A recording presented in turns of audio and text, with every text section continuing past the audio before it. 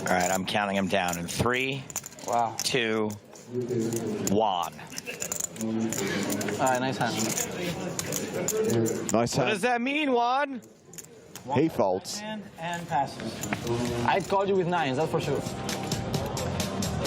So yes, Sebastian Rutherberg took down Barcelona at the start of Season 5, the first leg of this season, and he currently sits in 2nd place on the all-important EPT rankings, just behind Elke. Luca Pagano has moved up to 3rd, and Jason Mercier, who's only played like 3 events, is also in the top 5 by now. When he says all important, he means not at all important. Bear in mind, everything I say is heavily loaded with sarcasm. Even that. Keep folding, Brian.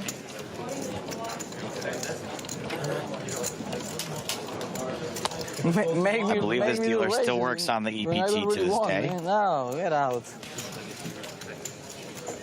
I don't think he deals as much anymore. No more wasting chips.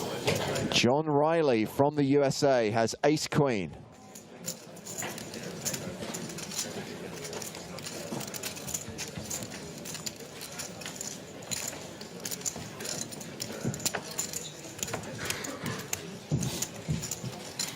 He's going to raise to 16,000, 11,000 more. Nice raise, Wayne Grow.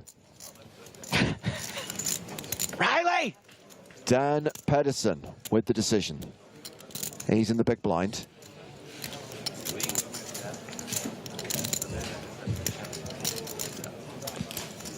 Ace-9. Pretty tough to fold this to a single raise. Blind on blind. Dan's going to make the call. There's the call, and these two go heads up to the flop. You can remember your Blinds are going to take a look at the flop now. Oh. Don't talk to me. Flop is 5 of hearts. And it's 9 high with 2 diamonds. John is first, and he's going to go ahead and check.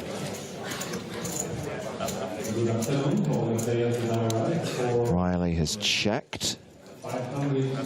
No C-bet, huh? Pedersen Dan's going to bet out 25,000. makes it 25K. John's going to raise. And Riley check raises all in. Slightly bizarre.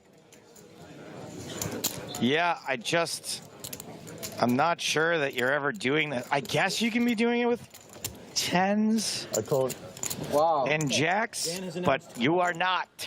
Pedersen calls, and he is an 83% favorite here. Riley is the at-risk player and is going to need help. Dan has the ace of spades and the 9 of Yeah, clubs. no, Dan is it's not flopped happening. there with the 9. King, queen, good? Against you? I'll tell you later, okay? Okay. And this is very likely to be the end of the tournament life of Riley. He's got ace queen. Dan has ace 9 on a flop of 5, 7, 9. Let's see the turn card, please. Turn is the king of spades. John is going to need to find a queen, or he's going to be eliminated. Let's see the river, please. It's the 5 of clubs. game, everybody. A round of applause for John. It was nice playing with yesterday. Nice hand. John Riley out in 31st place, cashes for 11,000 euros. Me now. You owe me 90,000 chips, okay? I want him back. I want him back. We'll have a fight later. All right. We will. We will, that's for sure. So now I guess I only lost 100K since I started today.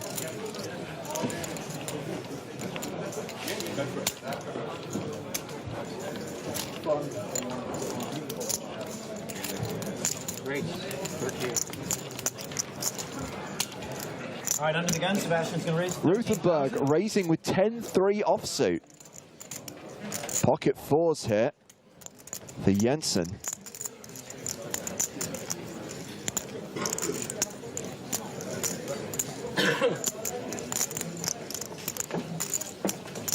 He's going to pass to Juan.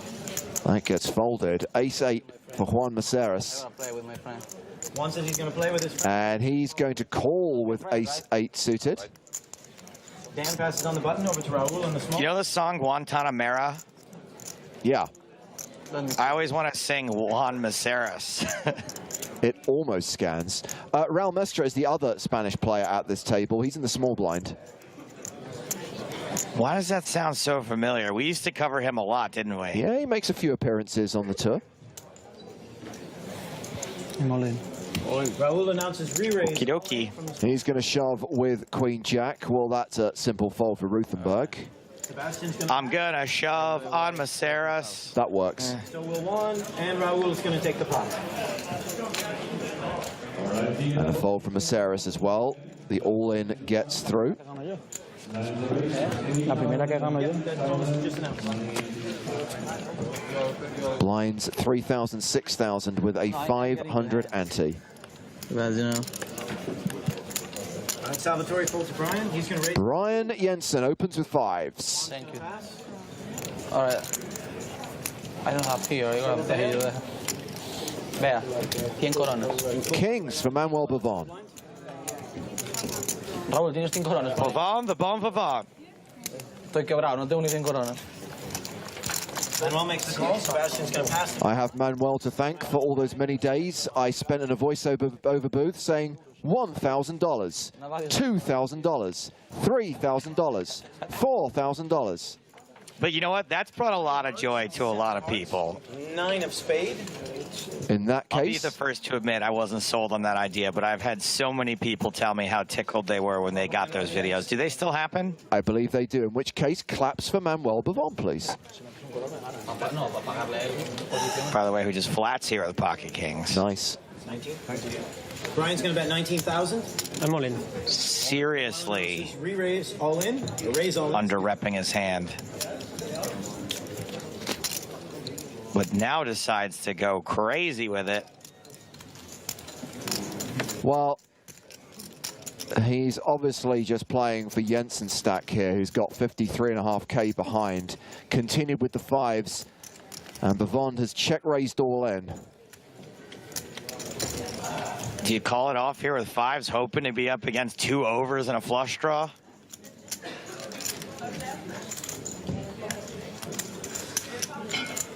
I don't know if I want to fade all those outs. If you're ahead, I think you can just fold here and live to fight another day. You've got... Wow, you don't really leave yourself much of a stack here, do you? Oh, no, wait. 6,000, yeah, no, not good. Yeah, it's fewer than 10 bigs. I just can't think of a situation where you're going to be very happy when you get it in, even ahead.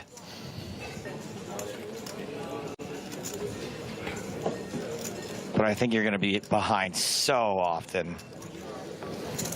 He folds. And Manuel's going to take the pot. I'm genuinely surprised to see a fold there, even though I couldn't think of a reason to call. Have we reached that point in time 45. where HTC syndrome is dying out?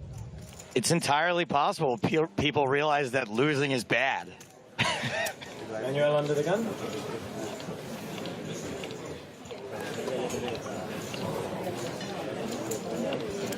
Hold around to Salvatore. Salvatore Bonavena from Italy has King 8. Now around to Juan in the cutoff. Round to How do you know who Maceras. that is without his name on his jacket?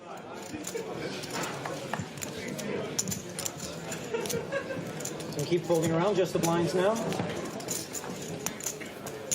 Pedersen in the small blind. 1,500. Raises to 18.5k with 10 deuce offsuit. Raul Mestre in the big blind has King 9.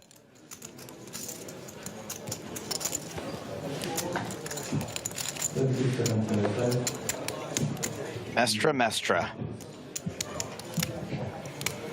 Raul's going to make the call.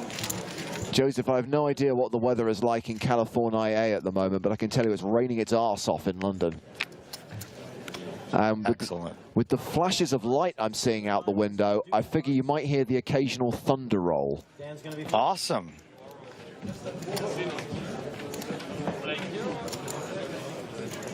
The gods are bowling.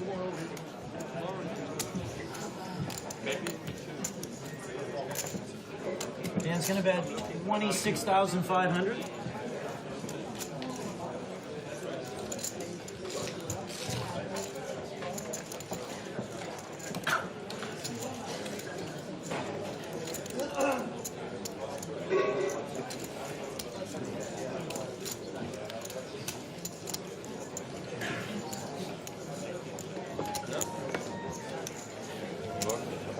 And Raul is going to make the call. 26-5 apiece. We're going to look at the turn card now. That is the Jack of Spades. It's Jack, Jack, 7 deuce. 2 pair on the turn for Pedersen. Sorry to do something that spiced his hand up.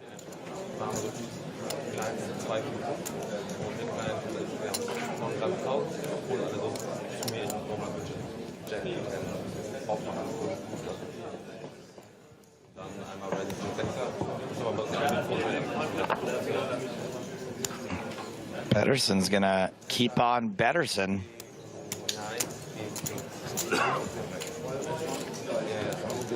Yeah, that's See that little 63,000. slide forward with the chips, that little flourish. I think that that's a bit of a tell sometimes.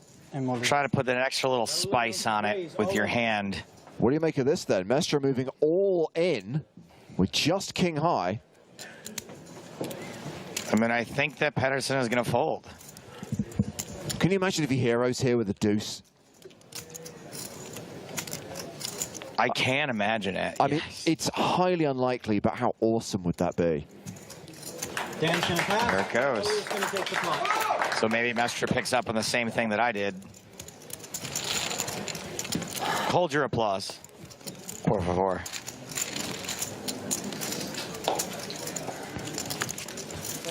I wonder what the El Comantador was up to. Well, it's time to step into the mind of an EPT champion. We're going to sweat with Sebastian Ruthenberg on this next hand and only see his hole cards. This should be fun.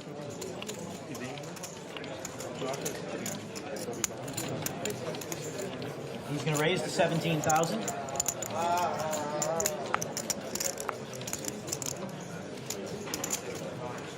Hold over to Nasser. Ruthenberg has raised with ace-10. He's going to pass the Okay, my friend. So me and you again, eh? And it's Juan Maceres who's going to take him on. Man, you look serious now. It's interesting he says me and you again.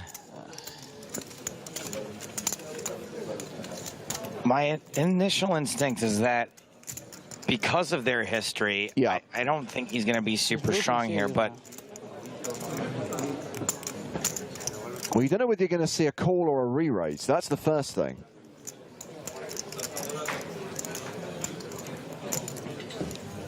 yeah. I don't think this is an act, right? Like, I don't think he's super strong when he's not really sure what he wants to do here. 40,000 more. He puts 40,000 on top for a total. Like, I know it's a boring sweat with him, but I just That means fold. I'm not folding no matter what. There it goes.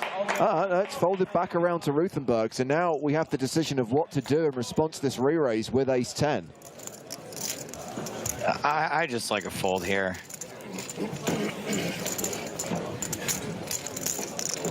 I don't see a lot of situations where, like, we're in really good shape.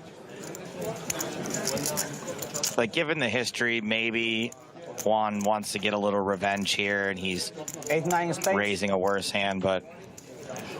Can I put Maceres on an exact hand? Yeah. Queen 10. Your hand, I mean. I think it might be King Queen again. And Juan's going to take the pot. Well, Ruthenberg has folded. What did Maceres have? Wow, ace king. All right, I'm Yeah. back, man. Today, I raised 4 first hands. Anybody come over the top. I lost 100K in 3 hands. It's just a fold with ace-10. Is this Kate's first appearance on the EPT? Holy Kate the dealer. Frederick first. Frederick Nygard from Finland folds. Pedersen's out. Over to Raul. Raul Mestre He's going to raise to 50. raises with ace king of diamonds. Pocket tens for Bevant.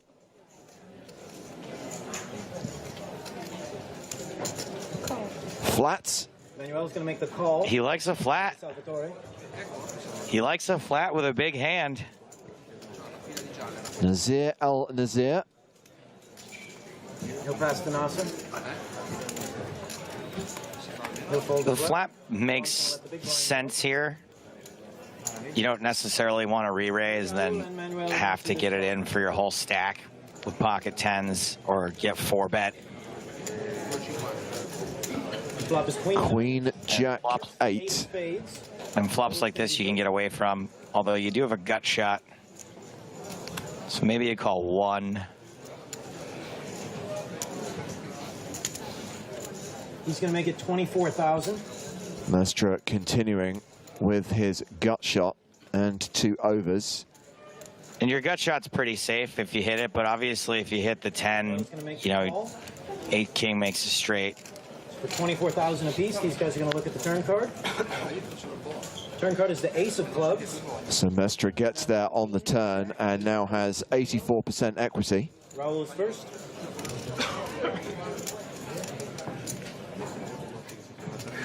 Seems like a spot where you want to bet again with ace king. Mestre checks. So Emmanuel.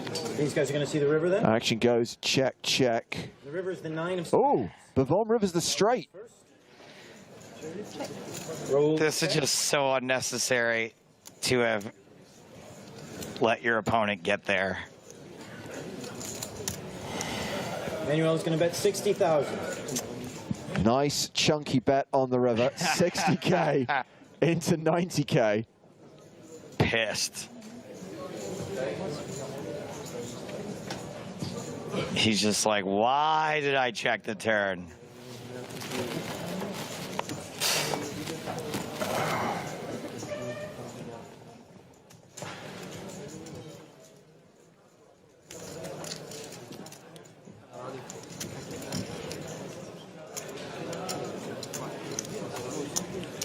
I think there's just so much that beats ace king, you have to let this go.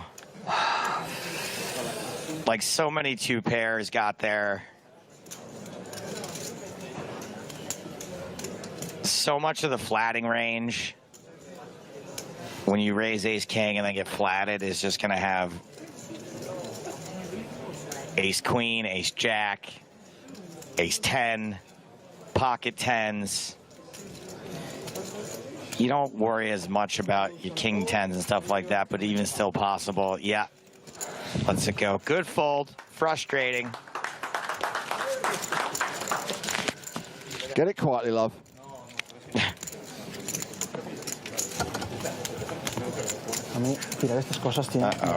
I'm taking a note on you, sir. You are going in my book. You are on the list. Ace king? Yeah. That's pretty much the same thing. These are the chip leaders right now. Frederick Newgard is the man in front with 848,000.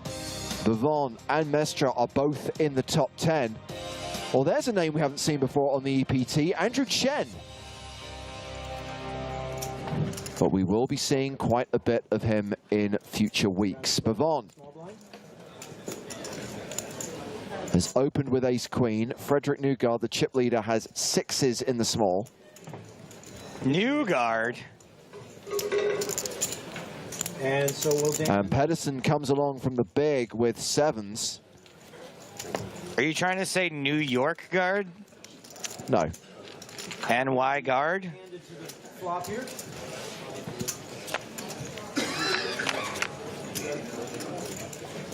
Six, right? I know it. Frederick's going to be first.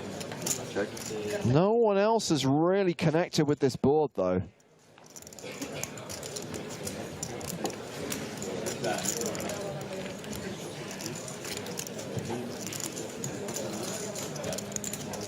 So Newgard has checked, which is fine. You don't have to. I do say always bet your sets, but you can still check to the pre-flop raiser. Now, no one has connected, but Pedersen thinks the 7s could very likely be the best hand. And he's going to lead into this pot for 37,000. So Bavon with 2 overs and backdoor spades working for him.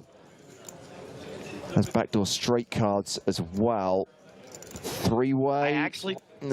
I don't hate a call. I really don't hate a call there. I think when people lead that flop, they're going to have exactly the kind of hand that Pedersen has. I think your overs are going to be good a lot. I think there's lots of good turn cards for you. No, hate is too strong a word, but I don't like it either. And I'm not sure I want to continue with that hand in a three-way pot. No, I'm probably too loose there. I don't mind a call there. Even if they lead with a 10, like, you're not in terrible shape. Newgard just calls. In this case, you are in terrible shape to Nygaard. 6-4-10 queen with 2 hearts on board. So look, you play it my way, you lose a lot of money here.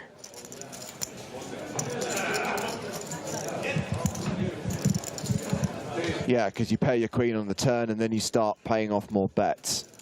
Yeah. Anywho, Newgard just flatted. These guys going to take a look at the river now. Goes check, check on the turn. The river card is a 3. Last chance for value.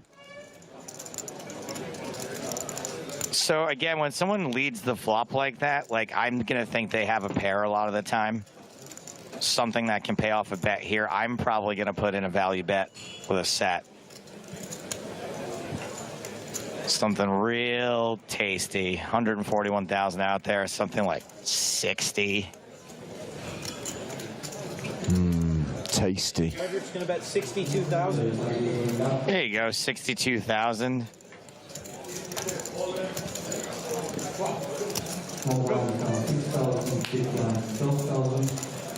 Now, I don't think Nygaard expects Pedersen to have 7s that often. I think it's going to be a 10 a lot of the time. Yeah. Maybe even 4.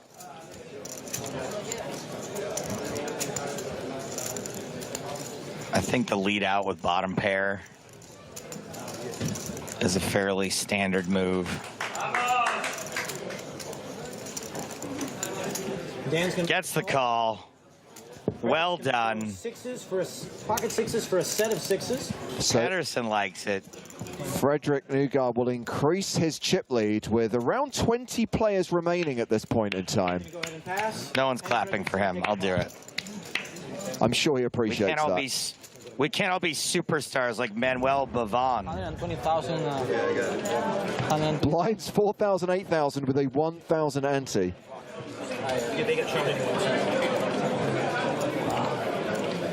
Dan's going to fold under the gun over Raul.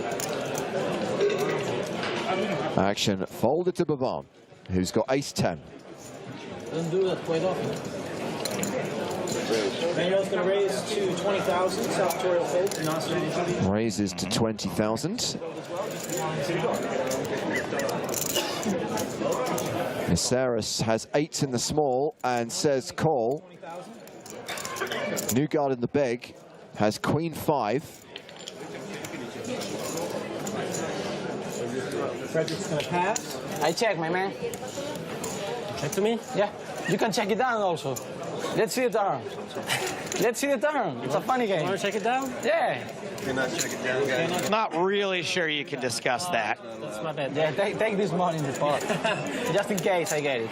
Okay, Juan and Manuel are going to go heads up. Let's just chalk it up to a bit of fun. Has already checked. So Miseris has checked dark. Action will be on Bavon after a flop of King 10-8. 8 of hearts. Second pair top kicker for Bavon. The set of 8s for Miseris. Bavon does check behind. So we are going to the turn. Okay, so in all your wildest dreams, when you check dark, like, this is your dream, right? Yeah. You're like, I'm going to check dark and flop a set. Let's see if this actually works out for the person who checks dark. This might be like the one time in 150 when it actually works. 32. We're not checking anymore. We're going to bet 32,000. Juan is going to bet 32,000. All right, I show you, like everybody else. I call. Manuel announces call of the 30. Bavon calls the 32K in this hand going to the river. Miseris has a lock on it. No river card can help Bavon. The king of clubs. You know what? That river card. I have no idea what the hell you got Bavon, actually. No idea, man. Italian, no idea. The truth. This is the truth.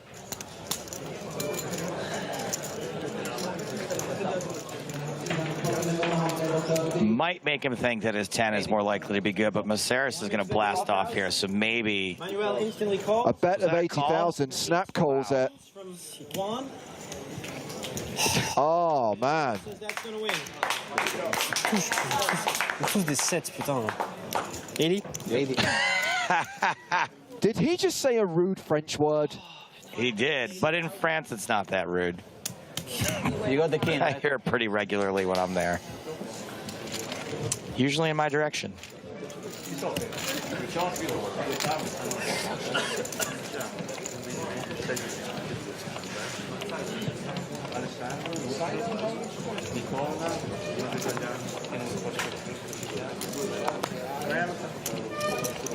Folded to Pedersen, he's out. Mestre with 9-3 will pass. Manuel on the button. Yvonne's on the button and is going to move all in with 10-6 of diamonds. Salvatore Bonavena has King Jack suited in the small.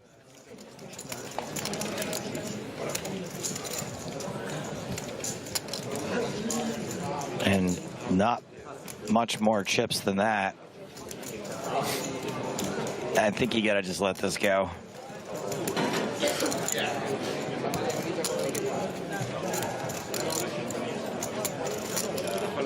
Yeah, but you also don't have your name embroidered on the back of your jacket.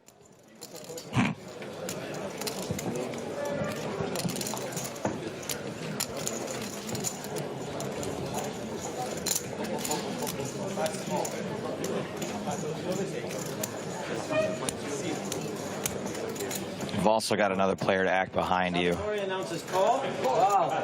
Bonavena calls, Nazar folds. So here we go. Bavon at risk and behind. Diamonds. Salvatore has King Jack of spades. I think it's very rare you're going to be in this good a shape The all-in play. in this situation. Manuel has 10-6 suited in diamonds. Salvatore has King Jack suited in spades. Let's see the flop, please. Flop is ace of clubs, deuce of hearts, 9 of diamonds. King high, still ahead. Come on, make it interesting. So far, the King Jack of spades is still in the lead. Jack of diamonds. Let's see the turn card, please. Turn card is the 7 of spades. Manuel has now picked up a gut shot straight 10, draw 8. to go with his 10. 4 more outs now. He's going to need a 10, a 6, or an 8 to Hey, he knows the pokers, he knows his outs. river card, please. Does not hit. The Italian celebrates as Salvatore Bonavena KOs Manuel Bavon in 19th place. He cashes for 13,800 euros. Congratulations, Manuel. You've won 13,800 euros. King 10. You played some pretty good hands. So you're bluffing. So, Yeah. Hachi Machi. so when I had pocket tens. Congratulations. We hope to see you back at the table soon.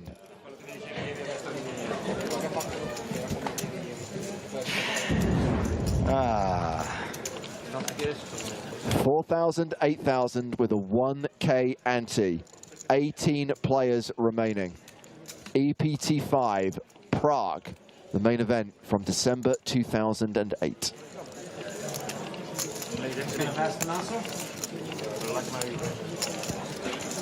Nazar El Nazar with ace 7. Translation, Nazar the Nazar. Nasser's going to raise 19,000. A raise to 19K and pocket jacks for Frederick Nygard.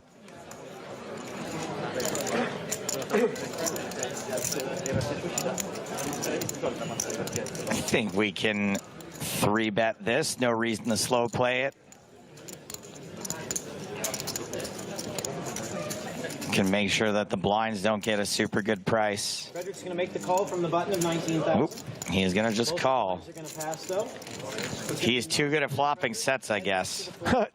And with the blinds folding, we're going heads up to the flop. Flop is 3 of spades, king of clubs, deuce of spades. No set, but Jack's still ahead.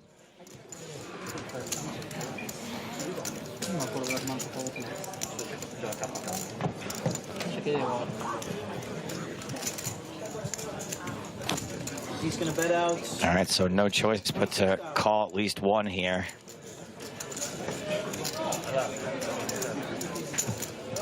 You ever just fold jacks to one overcard? You're like, they have it this time. Oh, yeah. Frederick's going to make the call, 26,000. I do it every once in a while, too. It's like, nope. That turn card is the deuce of clubs. That is a safe turn card.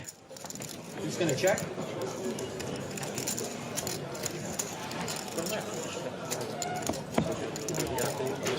Both players are going to check. Let's take a look at the river card. Check, check. All right, that's River card is the 5 of diamonds. fair. Good run out. Pot's small enough. If El Nasser decides to put in any sort of reasonable bet, jacks can call.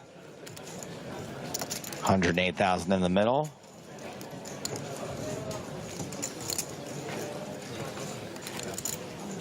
Nasser's going to bet.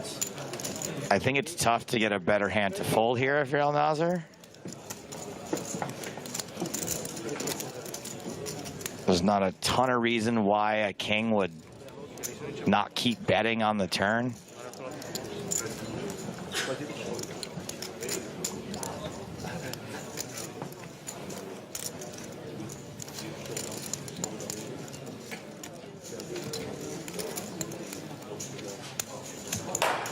Yeah, a couple of straight draws came in on the river, but you really don't expect either of these players. Daniel Biro out in 18th place, down to 17 now. Frederick's going to make the call. You got it. Want to show? Nasser shows ace-7 for a pair of twos with an ace kicker. A7, no good. Jacks win the hand. More chips for the chip leader.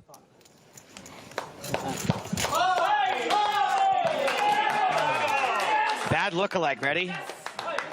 For Newgard, dollar bill from Billions. That's a good lookalike. Yeah, I will. Stick the curly wig on him and he'll be passed to Tim from the Americans. Today, one hand. That's right. I'm not gonna say what, when, but I only got one big hand. Yeah.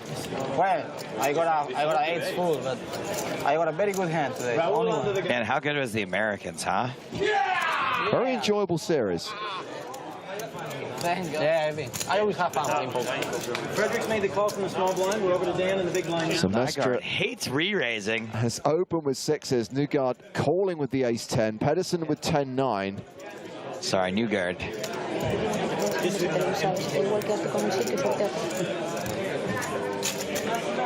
going to make the call as well. So we've got 3 players going to see this flop. Frederick, Dan, and Raul. Let's see the flop, please. Flop is going to be the 7 of clubs, the 5 of spades, and the 8 of clubs. Frederick's going to 7, 8, 9, 10. Almost. Dan's going to move all in. Sixes. 5, 6, 7, 8. Yeah. How much is it?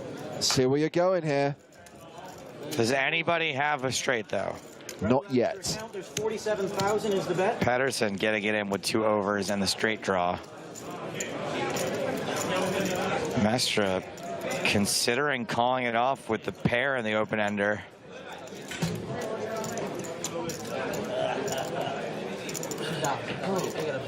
I don't know about this. Call 47,000. Frederick's going to throw it away. Yes, it is the best hand. I think you're going to be up against like a 7, 6, 7 a lot and Has 9, 10.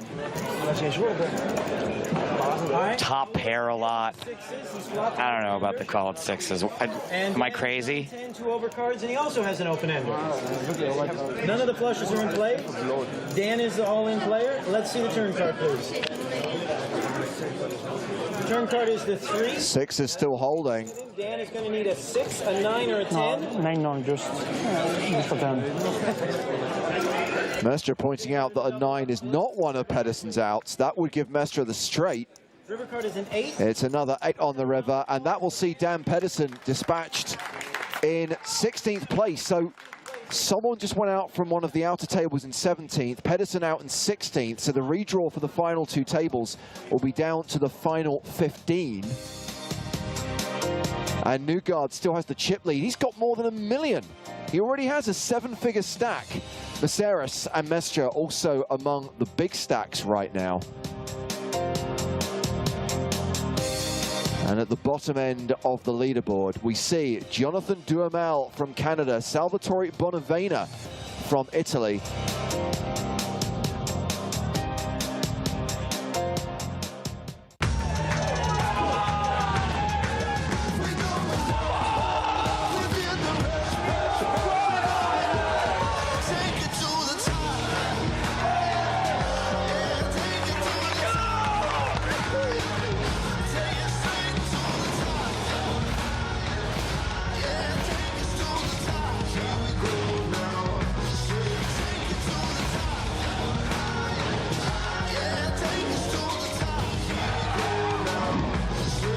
You call and it's over, baby.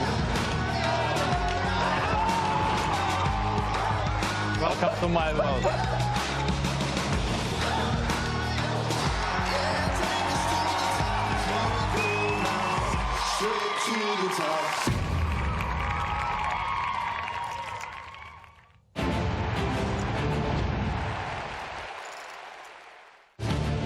Welcome back to Prague and the final event of EPT 22. Yes, the PokerStars European Poker Tour has returned to the capital of the Czech Republic for the second time this year, and the main event continues at Kings Casino inside the Hilton Prague. Players returning from the late dinner break. That dinner break will be a bit earlier tomorrow because there won't be a blooming football match to work around. These are the chip leaders returning from break. One of them is on your screen right now obscured by the graphic, but we will be seeing a lot of him during this last session of the day because Parker Talbot will be at the feature table with his stack of 764,000 chips. By the way, I'm James Hartigan. He's Joe Stapleton. Hello, my babies. And that fella over there, that's Nick Walsh. Cheers. Cheers for having me. Thank you. So yes, new lineup on the main stage, two of Canada's finest. Although Parker Talbot, almost a Brit now that he resides in Spraggy's bathroom. But Mike Watson is going to be at the new feature table as well. Sir Watts, the Mad Dog.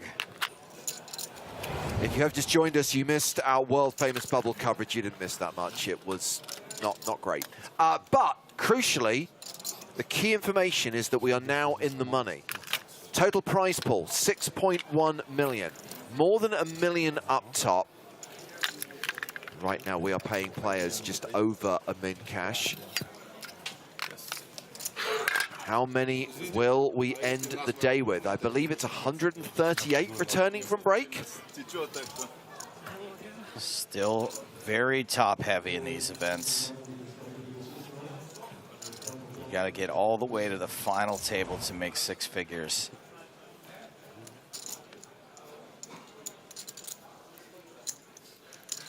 There is Sir Watts, Mike Watson, one of the big names, one of the most famous players at this new feature table.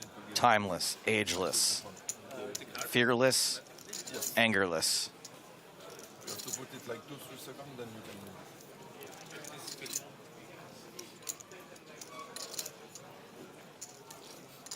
And yeah, confirmation that 138 remain from a starting field of 1,267, the biggest ever field we've seen in an EPT Prague main event. Actually coming back at blinds of 2,000, 4,000, still have 20 minutes to run of the previous level. Then we'll roll into 2K, 5K, which will be the final level of the night. Some fun names here. Dominic Flop Dessert. See, I read that as Dominic Dessert because I was still thinking about the ice cream and strawberries that were offered at the buffet this evening. Did they have flansel for dessert?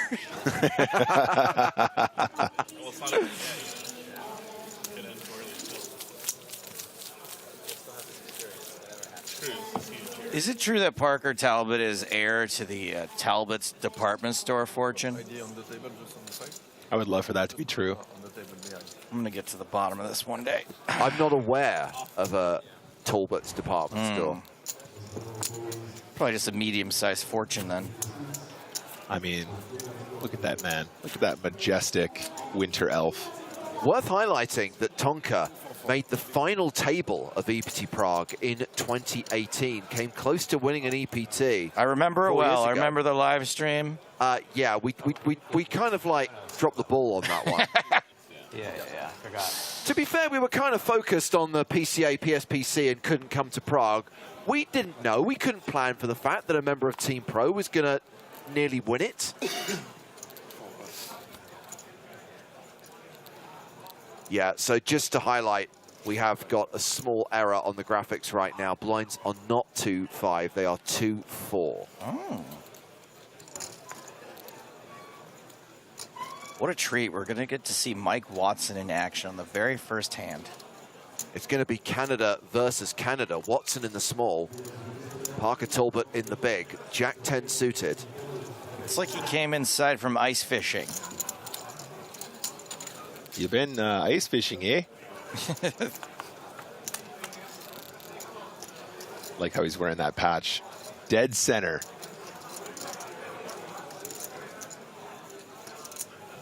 It's like his arc reactor.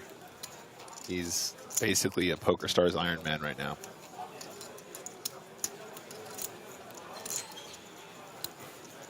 I think there's pretty much a 0% chance Tonka ever folds Jack 10 of hearts on this flop. Does make the call. Yeah, no, it's still 2-4. There was a bet and a call on the flop, guys. King of clubs on the turn. Watson with the decision again. I think it's probably a pretty quick check in these situations unless he really tries to get a deuce to fold. Yep, does make the check. Tonka now not only with a good draw, but also jack high. I don't think he wants to turn this into a bluff too often. I think he's going to check as well. Yep, very good blind v blind spot. And with that run out, Tonka's basically only ever losing to an ace high at this stage. Royal which is definitely flush draw. Potentially the royal flash. Should be a check and a check on the river. I think Tonka's going to be winning here a lot. They can combine their hands to make a straight flush. I'll take a street flash. Street flash indeed. Tonka with the jack high. So more chips for Tonka, who is a top 5 stack right now, with 138 players remaining in this EPT Prague main event.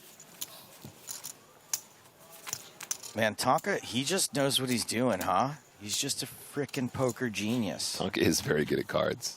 Wildcard in the chat says, Talbot's a fish, right? I mean... He's a fish at many things.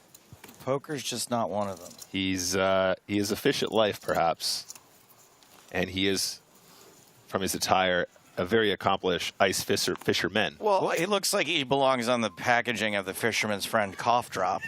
Kind of feels like he's trying to rival Ali Shaban for the title of most hirsute PokerStars Pro.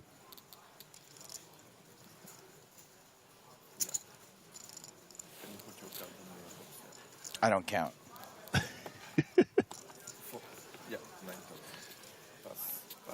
Also, a lot of your hair is hidden. I go to great lengths to make that happen.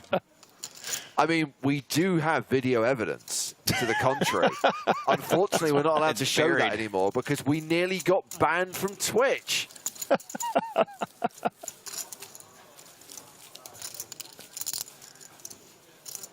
I mean, you think about the nonsense and ridiculousness that's been streamed on this channel, and the one thing we get flagged for is you having your chest waxed.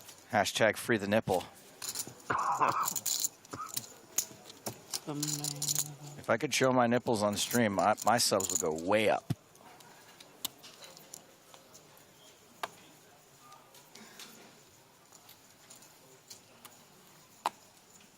So let's work it out, guys. Got about 15 minutes left on this level, and then another 90 minutes to play. So it's going to be about half midnight local time that we conclude day 2. It's going to be another 6-level day, another 12-hour day tomorrow. Man, I love soccer. Yeah, I mean, apparently France did get it done in full time. So there was no goal-kicking contest at the end to decide the winner of that semi-final. And now I believe it's going to be France versus Argentina in the final on Sunday.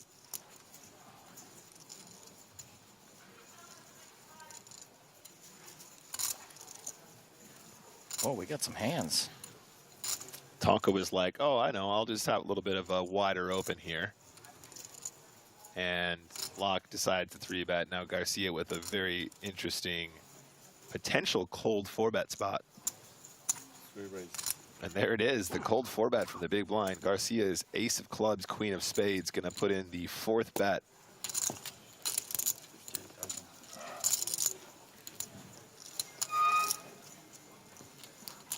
Last time I went deep into EPT was the only untelevised EPT in the last, like, 8 years or some shit here in EPT Prague, like 4 years ago, I think. Oh, Tonka's telling the story to the rest of the table. I'm going to hazard a guess that they don't care.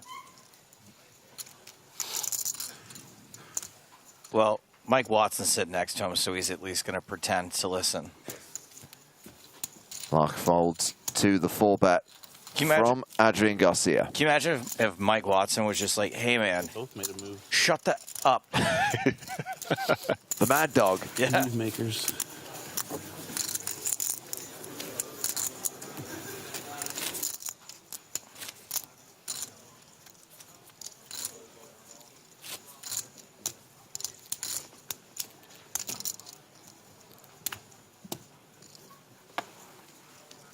What is that questionable stain on the carpet? Is it a stain? It looks like a rip in the fabric of space and time. I think something to do with football, you know, when they spray the foam on the ground and, like, you know, you take the free kick. Oh, is it a football thing? Yeah, apparently they have these kicks that you don't have to pay for. Free roll kicks.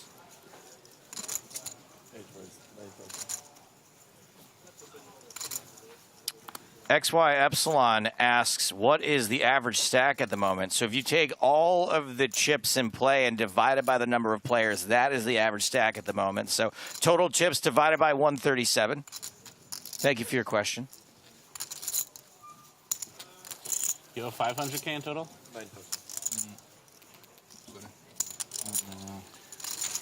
Tonka just checking out the lay of the land before the hand commences. Big blind has defended. Parker was the wider open from the cutoff here. I think we saw a massive pot one earlier with 7-3, didn't we? Well, Yeah, Parker has flopped a straight. been out-flopped here. Bahayov with a pair of 7s. Tonka probably feeling pretty good about c-betting here. Does decide to put in a bet with the gut shot and the king high. Bahayov here, obviously, with the pair and the backdoor clubs. Theoretically speaking, especially at this stack depth, he should be coming along here very, very, very frequently, if not every single time.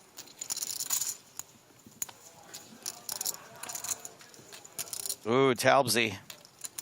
And that's a straight.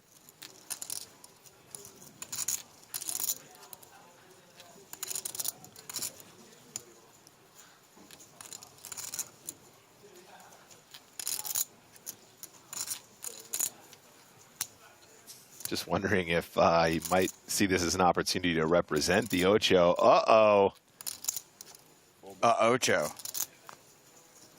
Bahayov betting 10,000 into 40,000. I mean, if you're Tonka, how do you just not burst out laughing here?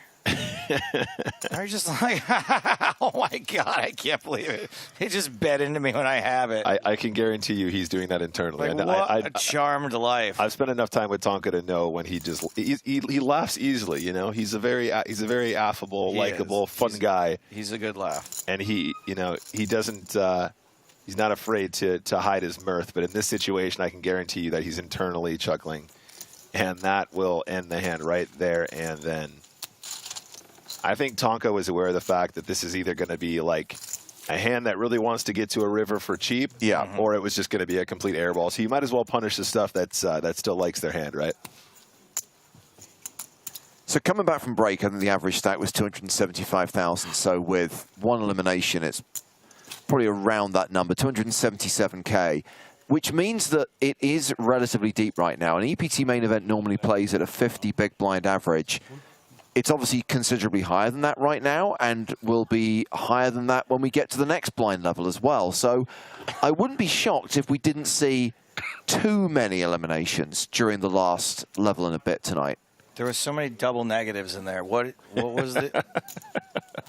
You wouldn't be shocked if we didn't see too many eliminations. I'm basically saying that it should not be a bust-out bonanza I see. Okay. for the end session tonight. Got it. And that does fit, right? The last level of day 2 does tend to be quite slow. Yes, I would agree with that.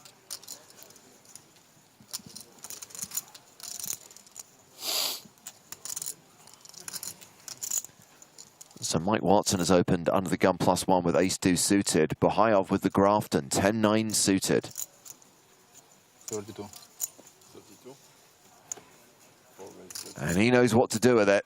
He's watched the streams. You 3-bet. It's my way or it's the Bahayov way.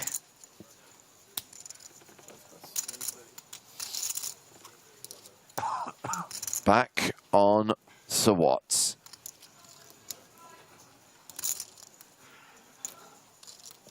I mean, you got a steel wheel draw. How do you fold this? Just like that.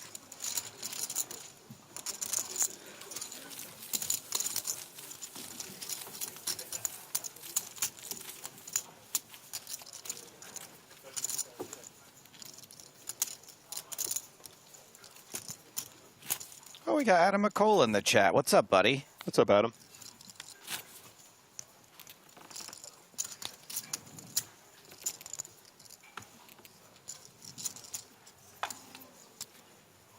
It was cool meeting Adam in Barcelona. Yeah, I got to spend a little bit of time with him in London as well. It was nice. The few takes of his on Twitter that I can understand, I like.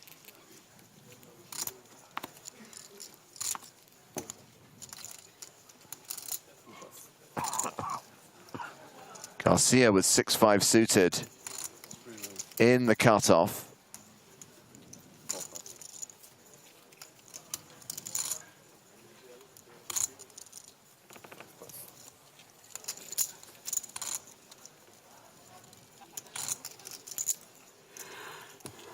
We wish you came to Prague too, Adam. You should have come, bro. What's your excuse? He's gotta follow the soccer, I was right? going to say, I hope it's not football related. Just kidding. Of course it is. Ace-7 suited for Dissette. And it is a queen, queen, deuce flop. Ace-high still the best hand. Didn't we already see a flop just like this? Blind v blind. Tonka had Jack-10. Watson had 7-9 off.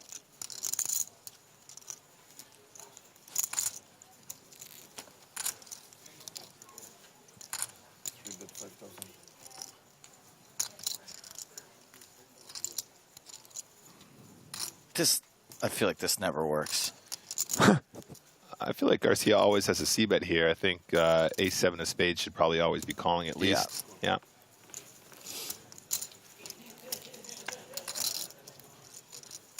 Eight of spades on the turn. Ace-high and a flush draw now.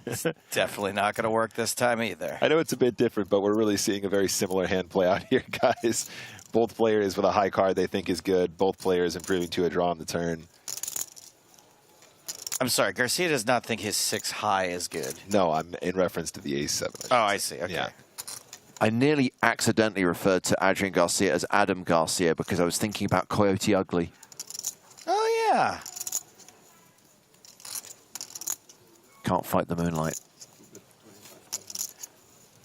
He's going to find a second barrel here with the 6 high. 25,000, so around half pot. Sorry, excuse me, around full pot, excuse me, on the turn. That doesn't seem concerned. I still have the best hand. This is fine. And also a pretty sweet draw. Yeah, that helps a lot. And now a 7-8-9.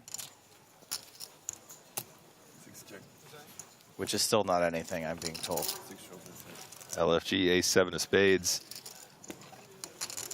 Now, obviously, if he didn't have that spade draw, the full pot might have worked on the turn. But also begs the question, is he going to have a float there without the backdoor spade draw? I think probably he does. But I think the turn size might be successful in the event that he doesn't find the flush draw. So I applaud the play. Also applaud the call. Nice answer. Ace-7 taking it down.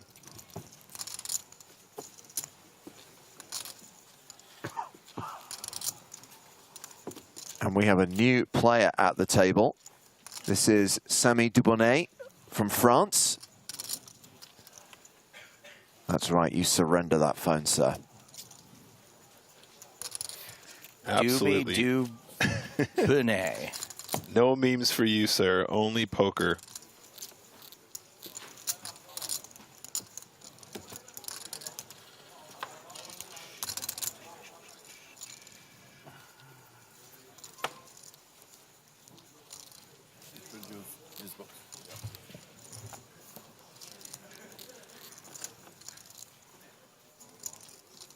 Tonka getting the action started here, raising from under the gun. We've only seen one of his cards, the 9 of clubs. He's such a goober. How is he so good at poker?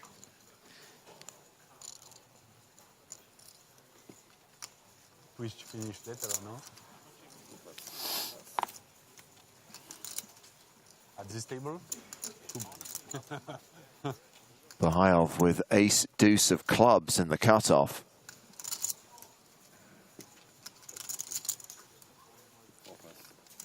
Folds it. Flanzel. Foldsels. And round 2, the big blind, Mike Watson. Kitchens. We are playing 8-handed though.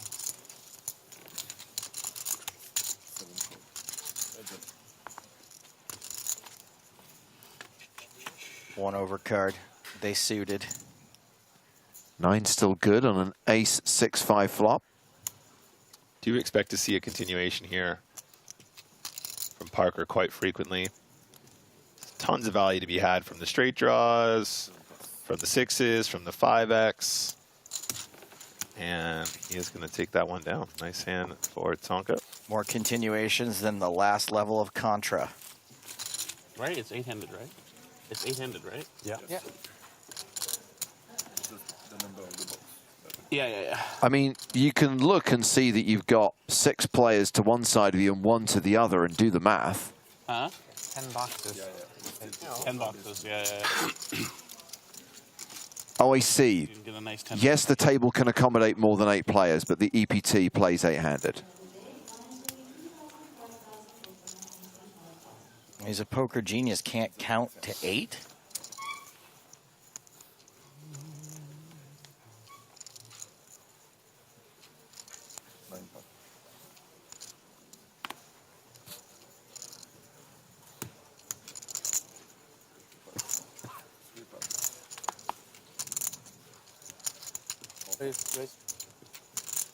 Flanzel opening in the cutoff with 10-9. Flanzel?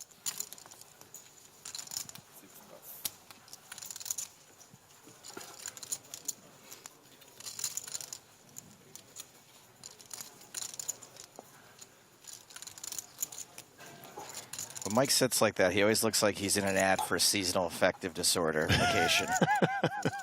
Just like sitting by a windowsill. Watson does decide to defend the small blind here. 5-4 suited. Parker with a very nice hand in the big blind as well. It's going to come along as a call. 3-way action. Flop is 8-7-4. It's a juicy flop. Yeah, definitely. So what's ahead right now with a pair of 4s? Flanzel, the best chance of winning. Open-ended straight draw. Bets 11,000. Flanzel. 7, 8, 9, 10. Okay, almost. Yeah, he's got that open-ender, but also 2 overcards to the current best hand, the pair of 4s.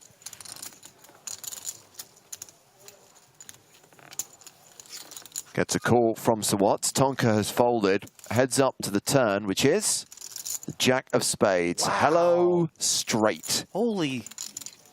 You know how hard it is to make a straight? It's reasonably difficult. It's tough.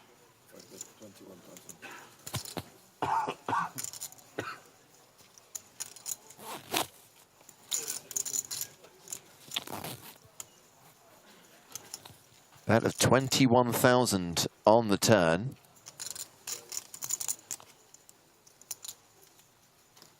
It's a pretty bad card for Mike Watson.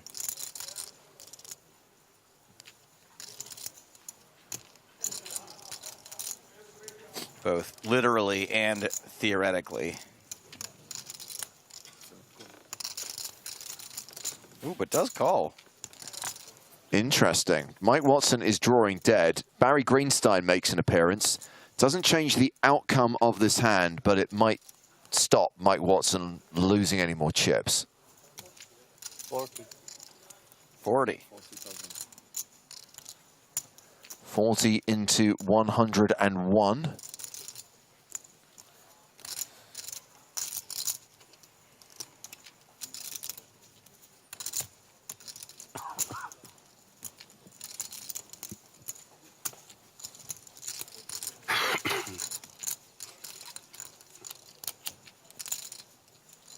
Noah Martin says, LFG, mad dog. If that is the sentiment, you want him to fold here. Let's fold, guy. Wait, guys, is this? What if this is plot twist and Mike Watson misread his hand and hand his pocket fours? He's about to like check jam the river here. I really hope that's not the case. No, I hope so. I hope not as well. But he's looking at this pot like, how do I get max from a set? I will say that I was all right, relatively surprised by the call on the turn even. Okay, need to do a quick PSA, a reminder, especially to new viewers, that because we stream cards up at the feature table, there is a 30-minute delay between the action taking place and it being shown on the stream. Obviously, I appreciate that you are going to get live updates via other sources, including Poker News. Please do not share any information that you've seen on any of those platforms. Please don't post any kind of spoiler. Otherwise, you will get banned. Fake and or joke spoilers get you banned too because we don't know the difference.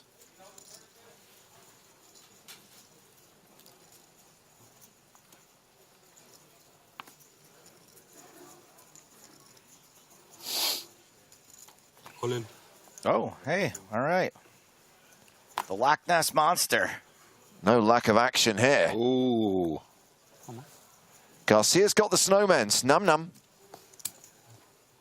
All right, so Nick, obviously, if you're like closing the action, Yep. snap call. Yep.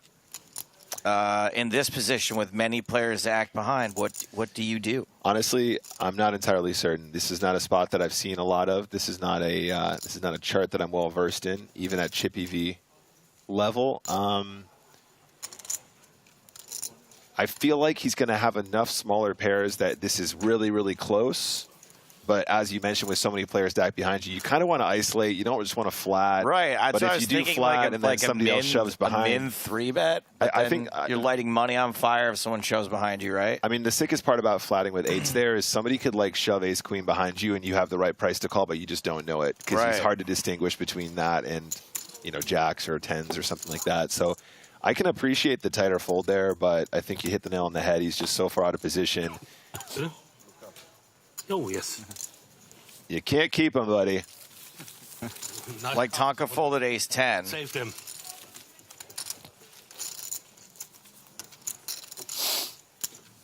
If the eight's flat, does Tonka still fold the ace 10? Probably, right? Almost definitely. I mean, so it's one of those spots where I think you kind of feel like you want to isolate, but also let's not forget it's actually like 20 big blinds anyway, right? So it's understandable. It's understandable that in this situation, regardless of, like I said, it's the situations where your opponents shove a hand that you still should be calling against, but it's hard to distinguish whether or not you should, right? As opposed to a situation where people are going to be calling light behind you just to try and get lucky, right? It's not like it's a 5 big blind shove and you're just going to raise it up a little bit to try and push other people out. Yeah. Still a big chunk. Garcia's raised under the gun with queen 8 suited. By the way, blinds are now up. We had the last hand of 2-4, and now we are into the 2-5 blind level, which will be the last level of the night.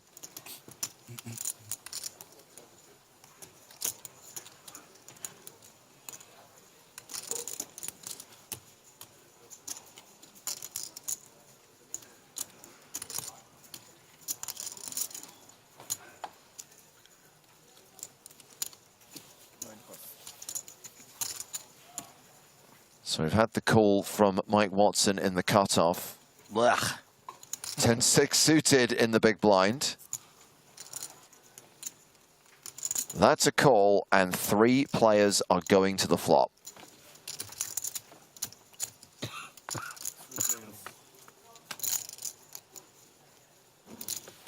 Jack, Jack 7.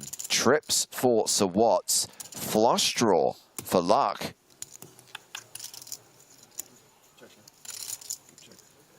Oh man, a spade here would be real juicy, guys. Watson with a pretty clear continue, in my opinion here. This is definitely one of those situations. You're in a multi-way pot as well. Plenty of combinations here to give you action. This ain't Costco. No free samples. Oh wow. Oh yes, free. Never mind. This is Costco. I was going to say very, very trappy from Mike Watson. Was expecting to continue. Does that inspire Lock now? Doesn't everyone pick up a ton of equity with that turn card? Yes, indeed. Lock actually picks up a gutter to go. Wow, I'm kind of surprised not to see him take some aggressive action there as well when he picks up another draw.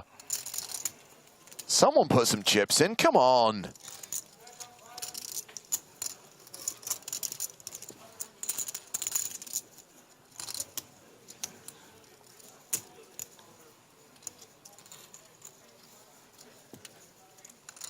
$37,000 in the middle. Garcia reaching just with the pure gutter. The least amount of equity. I think if you miss the flop bet, you do want to size up on the turn here a little bit. There it is, 28K, nice and chunky. They're pretty similar, aren't they? It's crazy. Yeah, it's very hard to see from a distance. The biggest with the smallest. It's, I guess it's not around for very long, right? I don't know. 5K, 6K, 8, 10. Yeah, not 10. 10 they take out. Yeah. 10, 15. Yeah. So it's 3 levels. At this point, Watson might be tempted to put in a raise, but looks like he's reaching for a call. Does call the 28. Mistake. Yeah, maybe. Hopefully. What does Luck do? I mean, this is a third of his stack. Yeah, but there's so much additional dead money with a bet and a call there, James. I mean, he's got such a fantastic price. Such a fantastic price call? here. To call, yeah.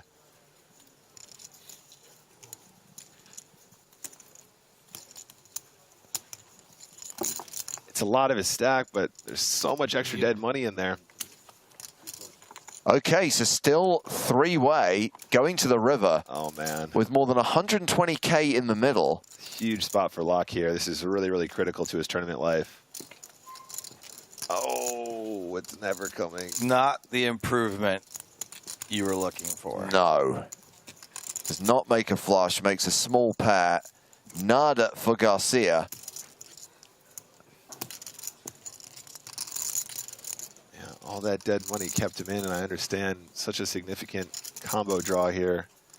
Just no help on the river. Garcia's like... Watson fades it all, too. He really does, yeah. Garcia's like, am I really going to sell this one now?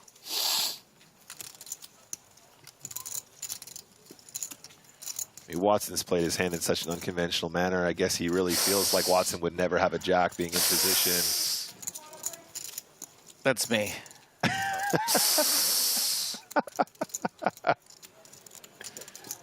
It's like watching Garcia skin his knee. I'm like, ooh, ah.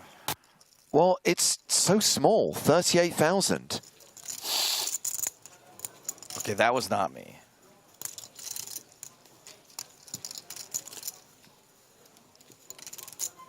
Dave J says, holy moly, these guys play slowly. Yeah, that's what happens when you're good at the game and you think about what you're doing and you just ham-fist your chips in there and get knocked out like you're playing a free roll. Yeah, it seems like a big buy-in event like this requires a little bit of thought, a little bit of extra time. I don't think these guys are taking a particularly long time given the size of this pot, guys. 159K in the middle.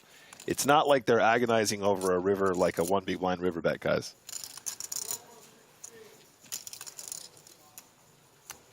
Wow, goes for all of it. All in from Mike Watson, and a fold from Luck, followed by a fold from Garcia.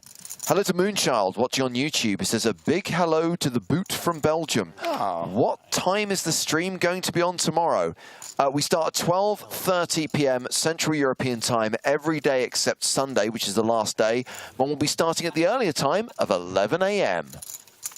Moonchild's been watching the streams for a long time. They've got to be a Moon teenager by now, at least. Moon student. They've got to be Moon legal in most countries at this point. You could beat ace-9. I could or I couldn't, right? Nah, that's true, actually. It's one or the other.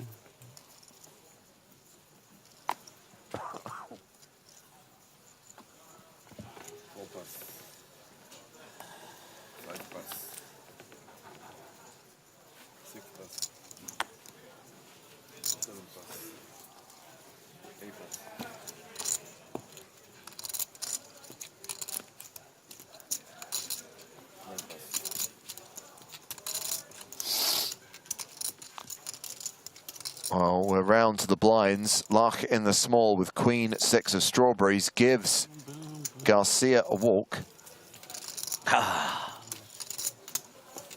Show would have worked. What was in this? Building, building, building, huh? I mean, they're kind of implying that it's going like this, but it's really kind of, you know, one of those ones. Is it? Yeah. What is this, a joke? It's actually going to be a joke, yeah. You guys will see it on my... This is one of those envelopes that usually there's some cool stuff that comes in it, like exactly. money or a ticket or a... It's going to be a joke. It's going to end up on Instagram. I'm going to make a reel involving Croaks. He's going to love it. Thank you. But it really is, yeah. I was making a joke before, but my goodness. Action folded to Tonka. 11. Raises to 11,000 with pocket nines.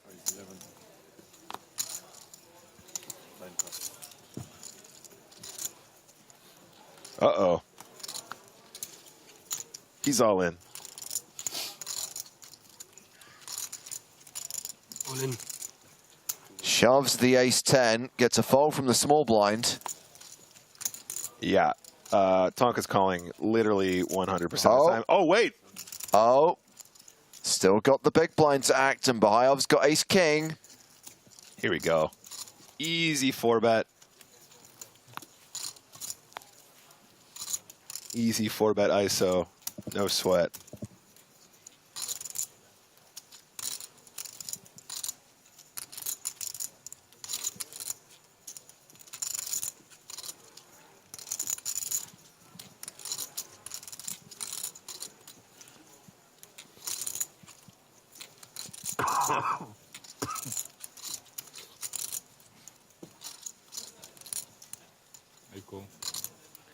Oh, wow. Just the flat. Okay, so back around to Tonka. Is this a calling spot? This is a very unusual spot now. I feel like Tonka's got a pretty significant price to make the flat as well. Yeah, I mean, ace-king just kind of inviting in more chaos. I really think that the ace-king could have just put in a small 4-batter and just kind of cleaned this up right here, right now. Okay. So unconventional, but we end up with 3 players going to the flop. One of them is all in. Give him a 9. Give him a 9, please. Oh. 8-4-4. That's as good as a 9. Parker probably feeling pretty confident on this board. Wow, that's a very unconventional flat, especially for that many chips. If if Locke, had shoved like 25 big blinds or something like that, maybe it would make more sense to me. But I feel like you're just giving your opponent the opportunity to really go to town on you in these situations, letting pocket 5s, pocket 6s, pocket 7s, pocket 8s, pocket 9s see a flop like this and take it away from you. 148K in there. Tonka's going to go ahead and fire 35K, nice and small.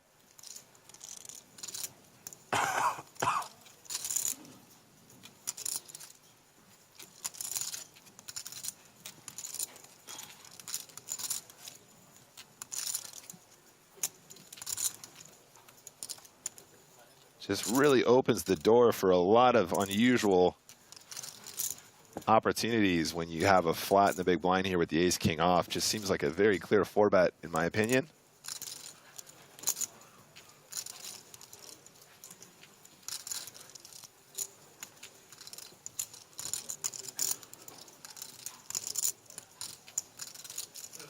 Until he makes a crazy play on the flop and proves us all wrong. Right? We have seen it before, and I'm here for it.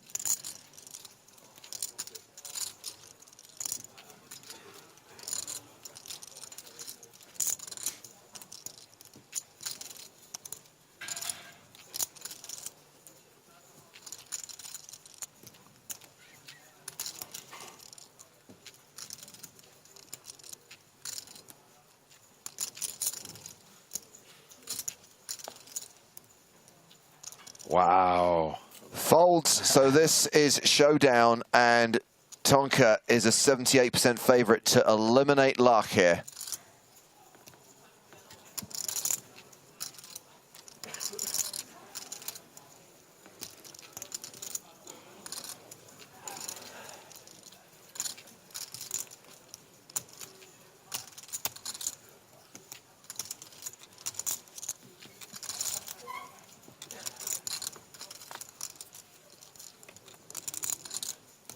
Ooh.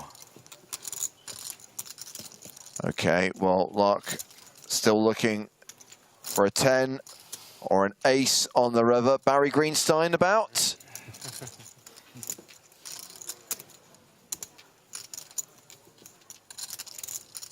Steve's is saying something real stupid right Yeah, now. And just they just gotta let something him so fucking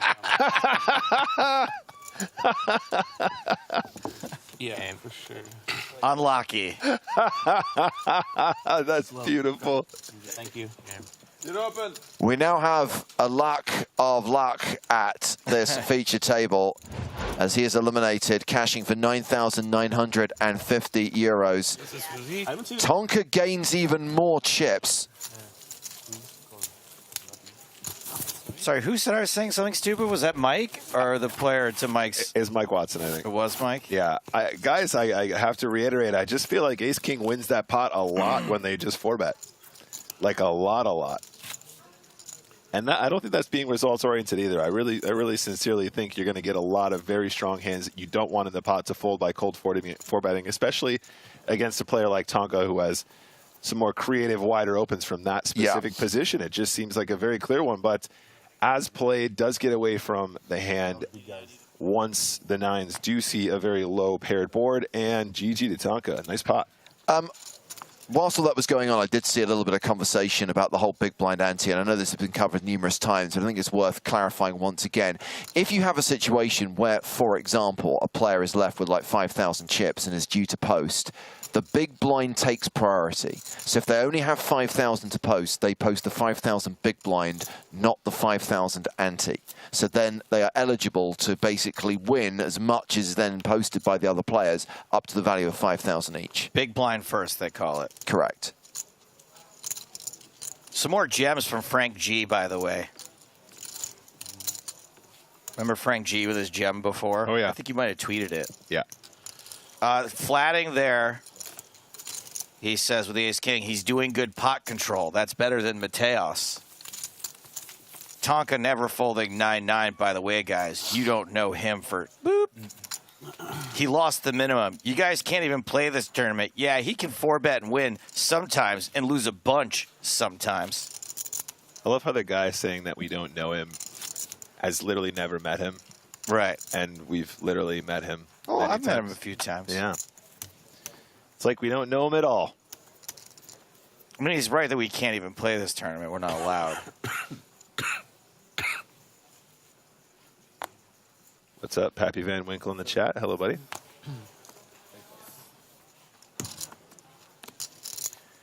Cardelia says usually ante is paid first. I think you got it wrong. In the big blind ante structure, the big blind takes precedence.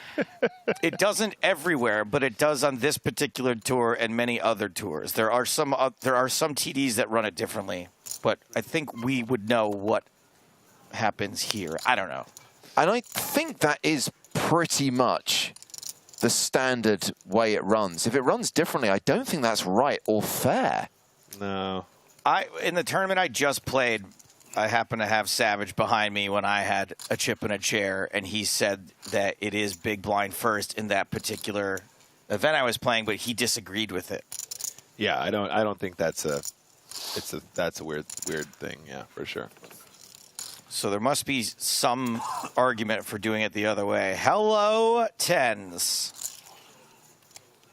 So here's a question under Matt Savage's interpretation of the rule. Yeah. If you have that chip and a chair, let's say, for example, you have a 5K chip and you're forced all in, what can you actually win? Because you're posting the ante first. You can't win anything? You can win very little, yeah. No, you can't win anything. You've got 5K and you're posting the ante, you literally cannot win anything. I can win your 5K back. My ante. Yeah, you can basically get your chip back if you win the hand. That's very strange. It has to be big blind first. And I'll be honest with you, since the big blind ante has been introduced, I have never come across a situation where any event has done it ante first. Yeah, I don't think I've ever seen that ever.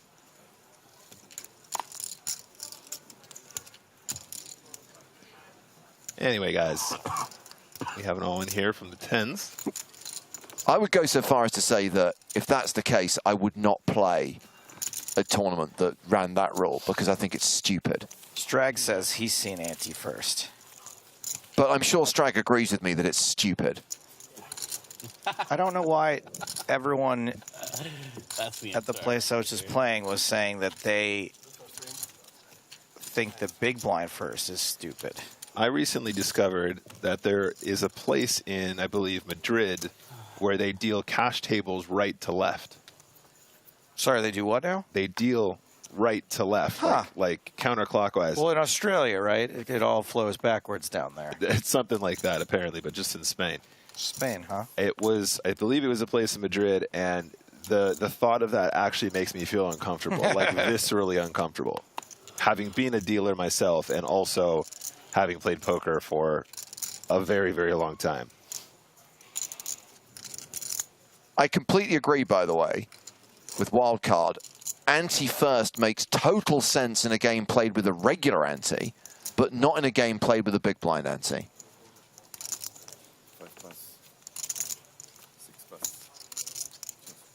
That's right. Strag told me the same story when we spoke about this. He said there's some places where if you leave the table for a break, they continue to blind you out. I love that rule on a cash table. Too many people taking breaks. Sit down, play the pokers. Blinded out in a cash game? Yeah. Wow, that's brutal. Even Jimmy the Bastard wouldn't enforce that rule. Look at this. I get credit for you again.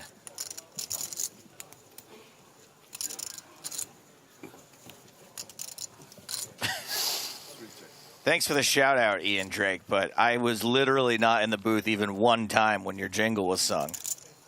I'm just going to say, I'll happily let Joe take all the credit as long as I get the royalties when you use it on Manx Radio to advertise your business, Ian.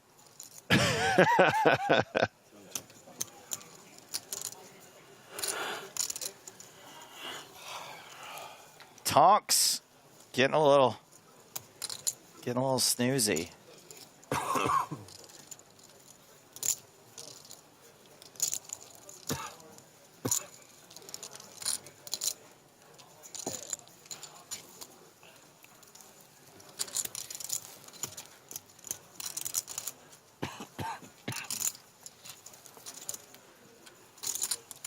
Garcia with the double gutter, the double belly buster.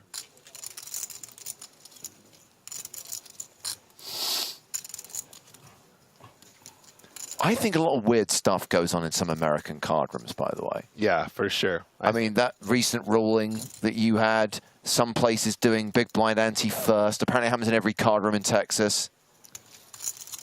I think America is the place where I've seen the most like, well, that's how we do things here rules. Yeah. Yeah, well, that comes from the top on down.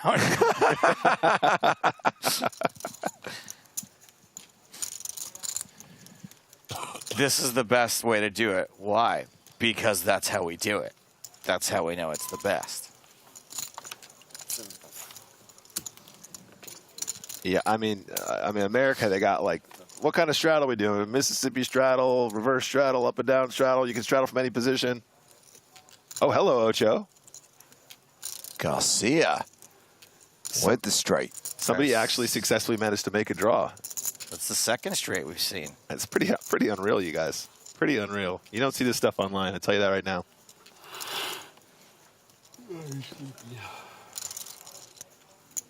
You can go. You got enough chips. I could go. You got plenty.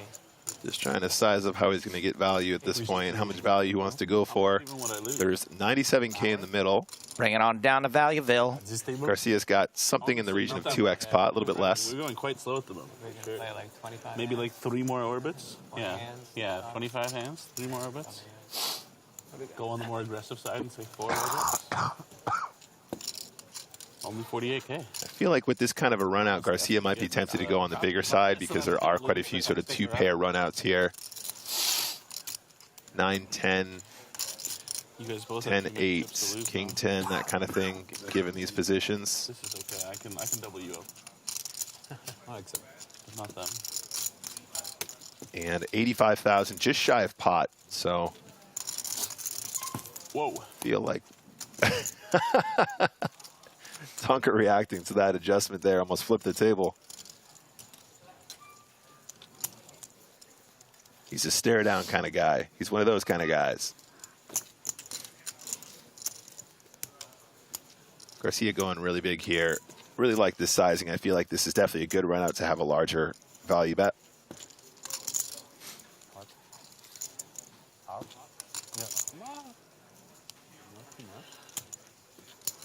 Given the action on the previous streets, you know, he really could level himself into a call here, no problem at all.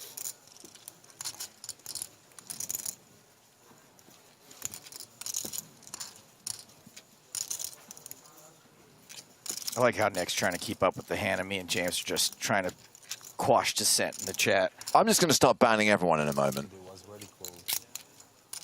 Cordelius is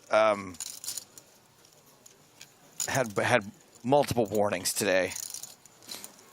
And also a fantastic quote that ended up on my Twitter. It was in Canada, no?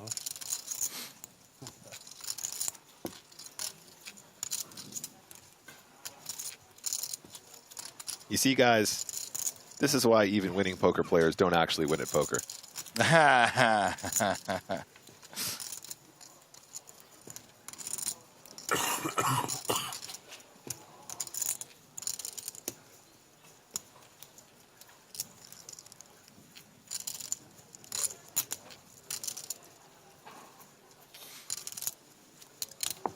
Do you have to, in order to be a good poker player, consider calling here with second pair on a straight? Oh, someone called the clock finally. Somebody called the clock. Huzzah.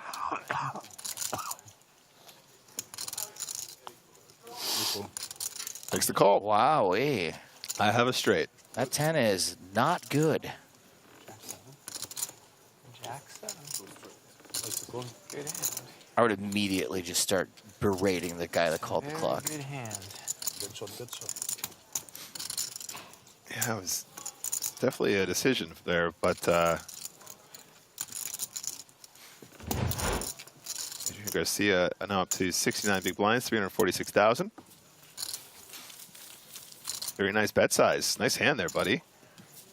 The double gutter comes in good for our friend Adrian Garcia. You.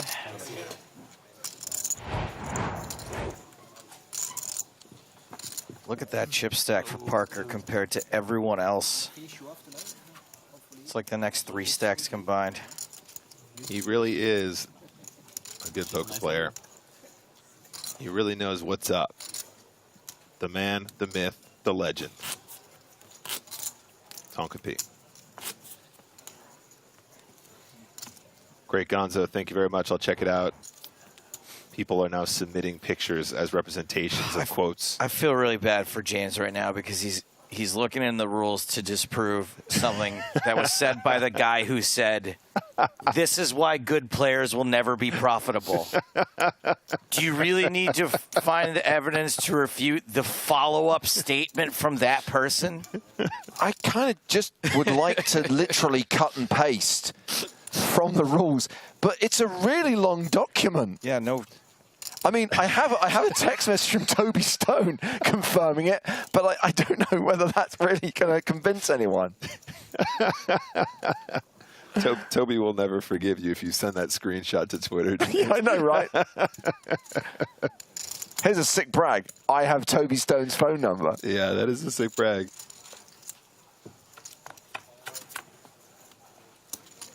Three ways to this flop, which is 10 high, rainbow. You ever tempted to text Toby and just be like, "Hey, Toby, buddy, we're all really tired up here. Just skip a level and see if anyone notices." Come on, it's cool. Oh, yeah, I ask that all the time. He says no. You know who would notice? The players, and then you know who they would yell at? Him. Little did they know it came all the way from James Hardigan.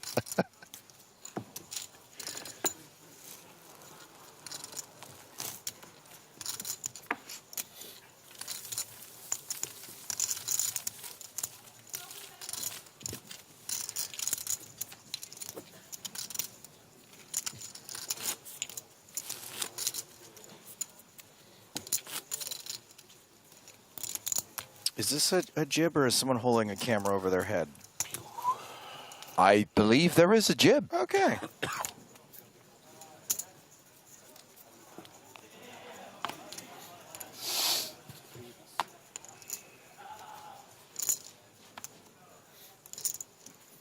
Leaf actually has a good point here, guys. In the future, in the eventualities when you guys aren't actually doing Sunday Millions, and you guys aren't there, do you feel like the continuation of the Chop Out song should exist? Yes. Yes? All right, guys. Not being funny. There are commentators who work on other streams on rival productions who have pilfered this. What? So I am more than happy for it to be used by other people contracted to PokerStars on the PokerStars channel. Someone on our team. Do you consider me a licensed user? I mean, we've always said it's our gift to poker, and I consider it to be an honourable homage. Equally, I feel that using our content to drive engagement is a little bit cheeky. Okay. Not for you. Yes, you have a license. Okay. I'd like that in writing. We're on the same team. Officially licensed jingle. I mean, I'd kind of stop short of saying hello, my babies, when you open the stream. I think there's some stuff that is kind of more personal. Do not say penultimate.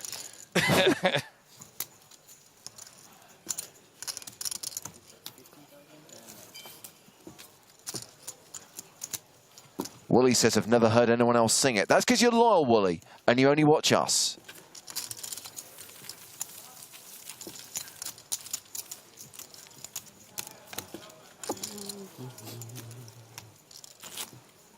I would like to go to sleep.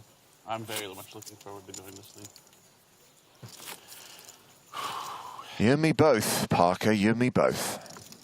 To be clear, separately, I'm not saying I want to go to sleep with Tonka. I think just 25Ks. Yeah, I mean, the big 10K is like the big one, yeah. Oh, should be big here, this year. There is a 25K tomorrow, one day. Okay. But competes with day 2 of the mystery bounty, so you never really know. Not ideal. You never really know.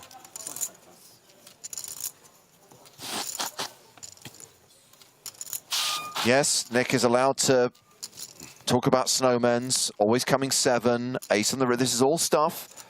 Bear in mind, anything that we create, and I'm using that word in the loosest possible sense, any ideas we have are owned by our employer. We literally have no right to anything that we do or come up with whilst working for the Red Spade. Right. Yeah. That's actually in our contracts. The insulin produced by my body while I'm on stream is owned by PokerStars. The essence of Joe that's extracted at the end of each stream.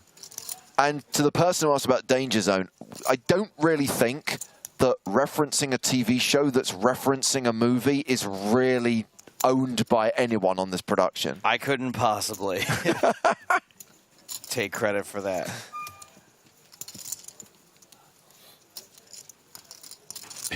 This is Somic in the chat says, is Nick allowed to tell people to check their privilege? Absolutely, yes. All right, we do have a 3-bet here from Parker T. And Mike Watson is going to go after them sweet, sweet chip leader discs.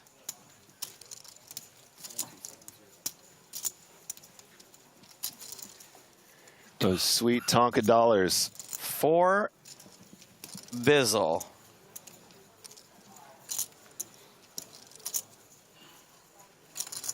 Tonka ships it. Are we going to get to know that other card? Never. That's a big pickup to you guys. Oh, we're going to see him. I had them in my hand the whole time. No. No, come on. No. What? Never put them on the box. Got so excited. Forgot. I had to put them back in my hand. They were so fucking good. I was like, oh my god. Must have been Kings, yeah? Oh, what a tease. Does anyone have Parker's number? He has me blocked. I'll text him. 128 players remaining in this EPT Prague main event with around 50 minutes left to play on day 2.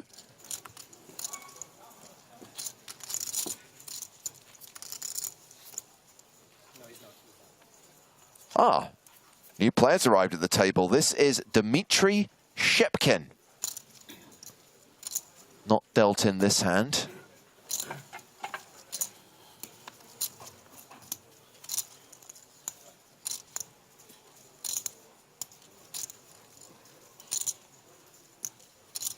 The set with King 8 suited. Raises.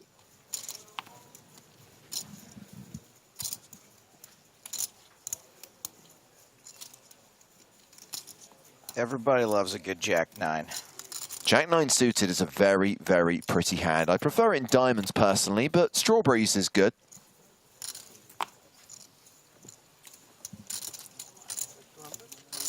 Yeah, I think a little bit less.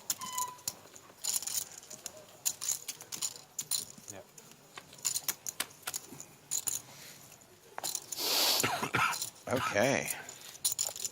8, 6, 5. Top pair for the set. Top pair for the set. What does that even mean? Oh, Deset. I think we should go back to calling him what I thought his name initially was, Dessert. Dessert.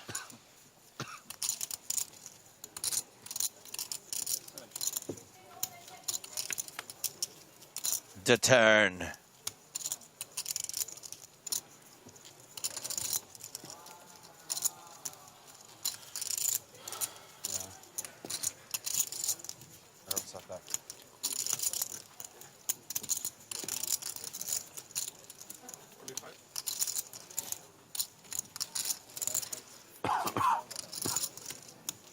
$32,000 in the middle, and the set bets 45,000. Certainly gonna protect that top pair. Strong scarf game here. Almost.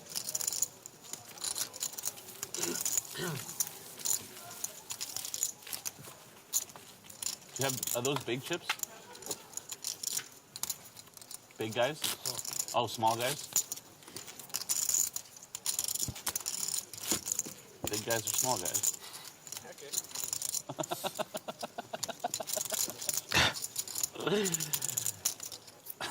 Tonka's laugh is genuinely infectious.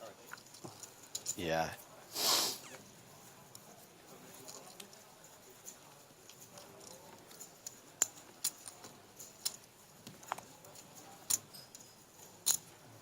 It's a pretty hand. Pretty hard to flop to set, though.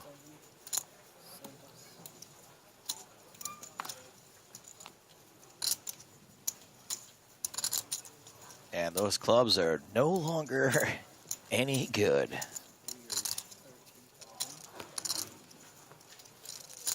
Gotta love those 3 bets.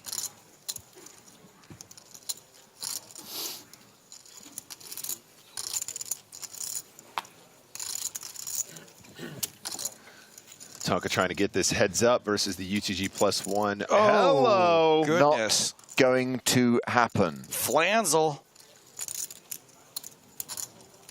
Somebody said, "Is that Tony Hawk?" And I'm here for it. Yeah, I'll do a bad look like Tony Hawk there. Yeah. Pretty straightforward. Tonka keeping it speedy. No messing around. He also looks like every white guy that's ever played in the NBA. He took one of my big guys. Yeah. That's fucked up. He used a small guy to take one of my big guys.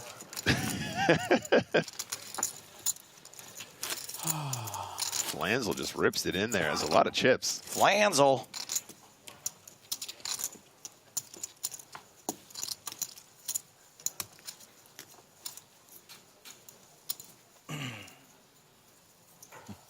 Now I'll have to rescue him.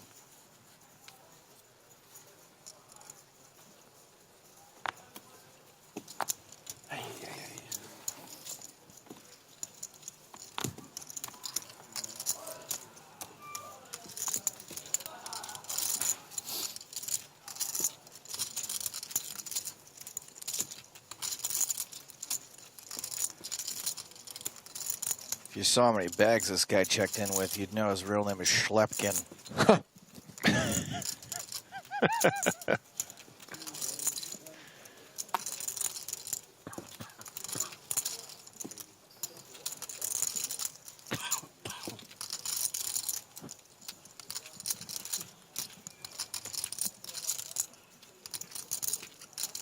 So Shepkin has raised to 12,000.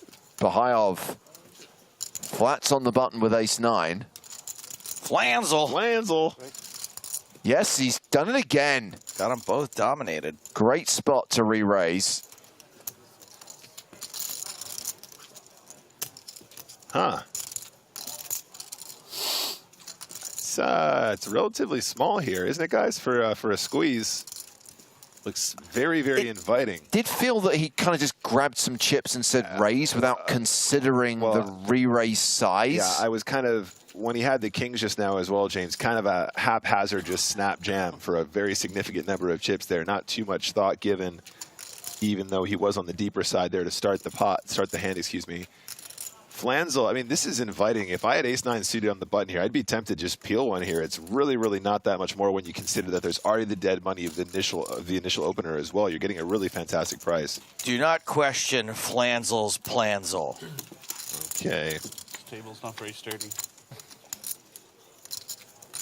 Oh, and there you go. That's why you squeeze big. Oh, wow. Wow. Just open jams the flop, even though we have a domination rotation situation. I mean, it's all in to call for Bahayov, right? Wait, no. He didn't say all in? I think he bet 21. Oh. I thought he said all in as well. That's what it felt like. Swear I heard him say all in. Christoph says he made it 100K, not all in. Oh, yeah? Looks like 21,000 to me.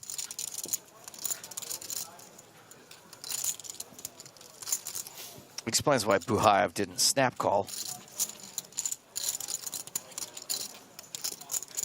So 21,000. Let's listen very carefully to what he says on the turn, which is the 8 of diamonds. You freed up for that 25K tomorrow, shall we? Tonka, shut up. See what we can do about Clear your schedule. Great. Now I can't hear him because Tonka's talking about something irrelevant. 31,000. You too. Take these winnings, parlay it into the 25K tomorrow.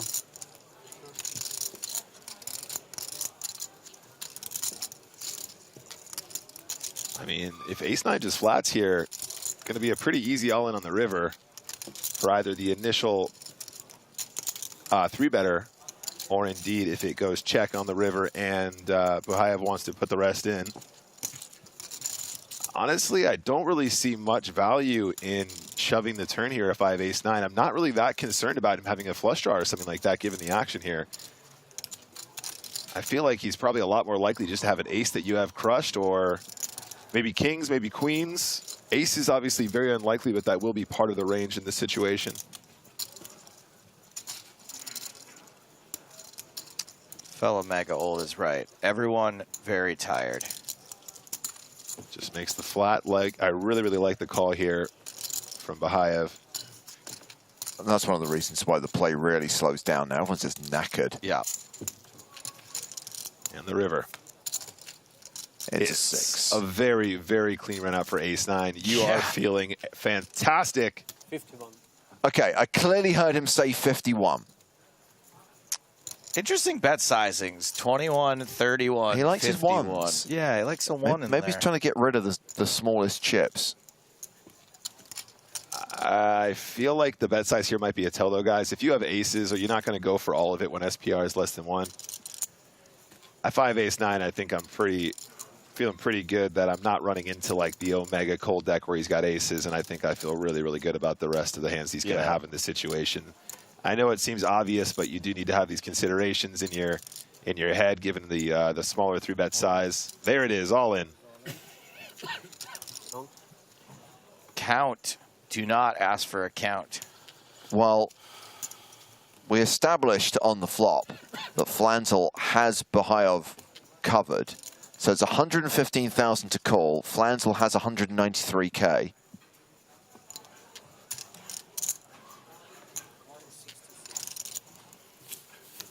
We have had a bad lookalike from Mudokon. Flanzel, David Thulis. I can see that. I can see that. I don't think that's that bad for a bad lookalike. That's well, can I point out, we basically get the same result as if he had just open jammed the flop. Yes. Which is that Bahayev gets a full double up through Flanzel, adds 272K to his stack, and that's going to leave Flanzel pretty short now. I felt pretty bad for Flanzel. Yeah, I think the hand really stems from the fact he didn't 3-bet big enough pre-flop if he wanted to get folds from those combinations. We have a deflated Flanzel.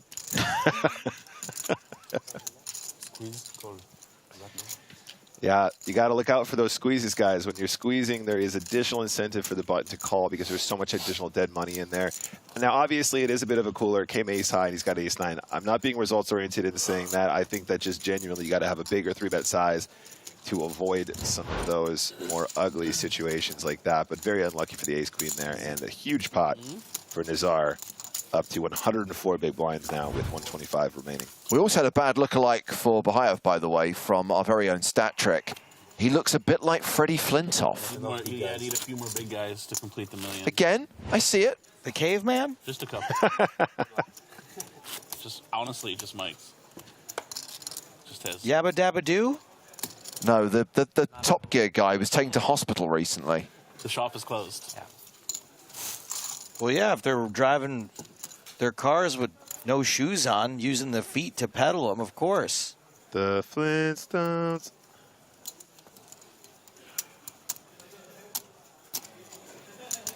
Yabba dabba doo.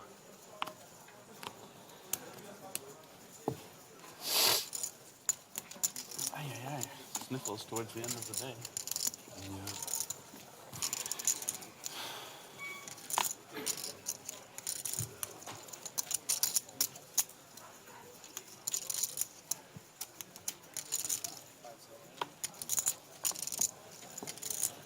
Flanzel all in with a deuce. I was going to say he hasn't really reacted at all.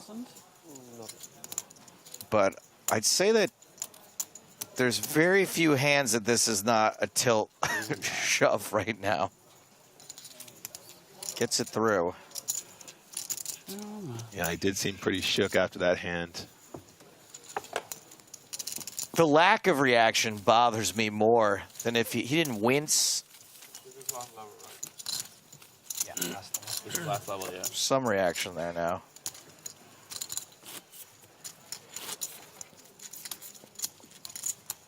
Adam Loves Coffee says Tonka looks knackered. He said himself he's looking forward to getting to bed. Everyone is very tired. A 12-hour day. Everyone's really feeling it. And yet we are at that point where things will slow down. This is very much about just trying to survive the day, trying to get to a point where you can bag and tag and come back for day 3.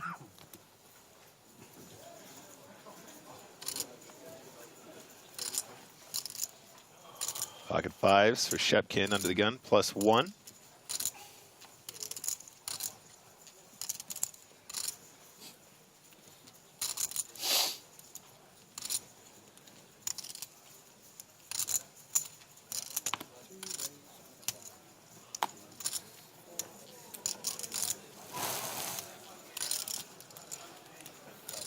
All right, Flanzel, hang in there.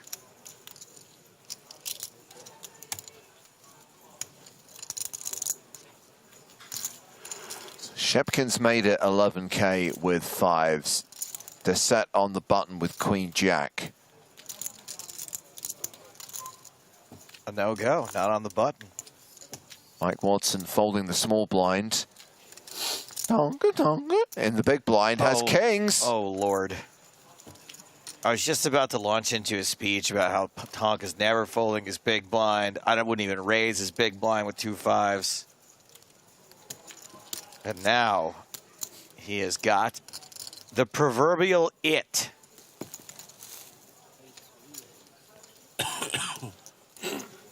Re-raises from the big blind.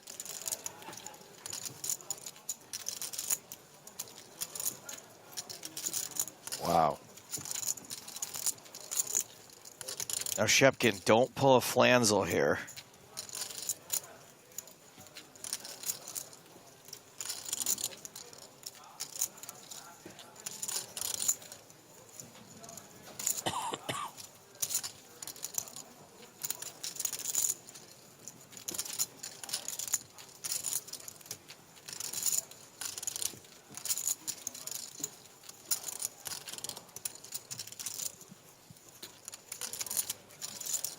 There we go.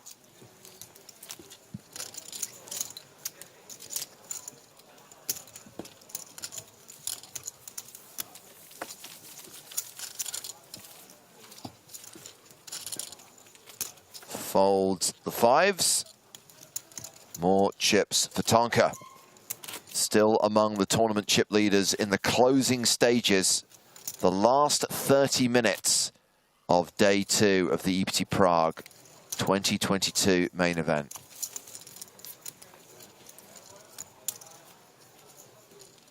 Players are getting tired. Chat's getting ornery. The World Cup really brings out the best in all of us.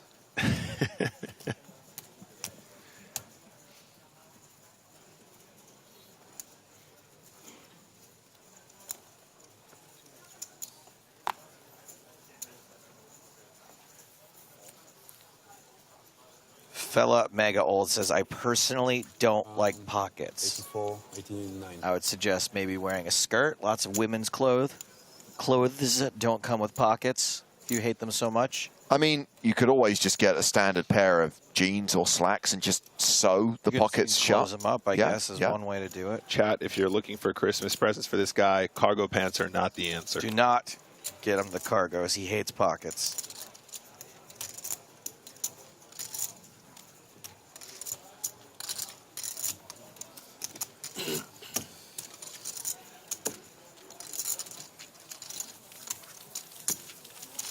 Mucked an ace. How sick. I like playing against people who call pocket pairs pockets. You're a madman. True. Do you ever flop trips with your pockets, Nick? I definitely know people that call pocket pairs pockets, and kind of tilts me almost as much as pockets tilt those individuals.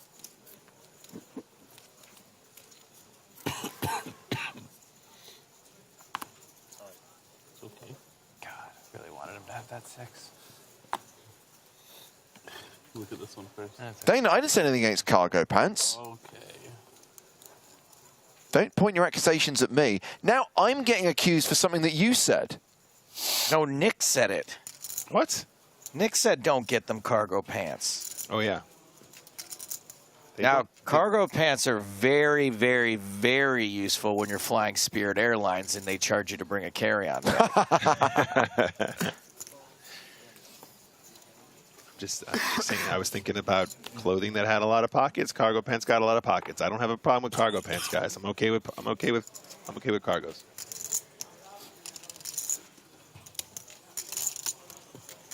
How do you feel about otters?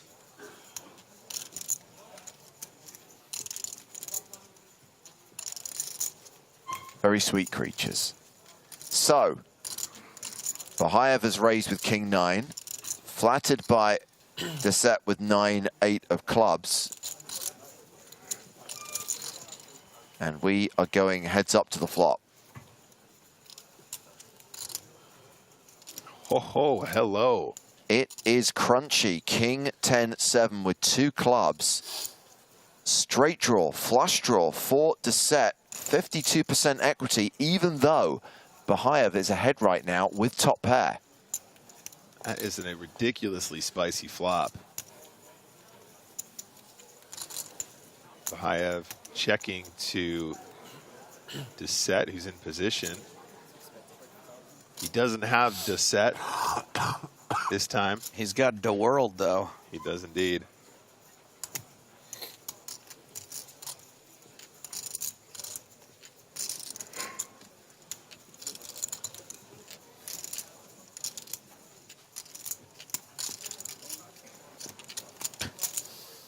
Metal Face TV does correctly point out that an otter did once bite off Terry Nutkins' finger. I'm not saying you should handle the otter. You can admire them from afar. Such majestic creatures. Big Terry Nutkins fan. Is he still with us? Hold on. Nutkins is an amazing name for someone that has a lot of children.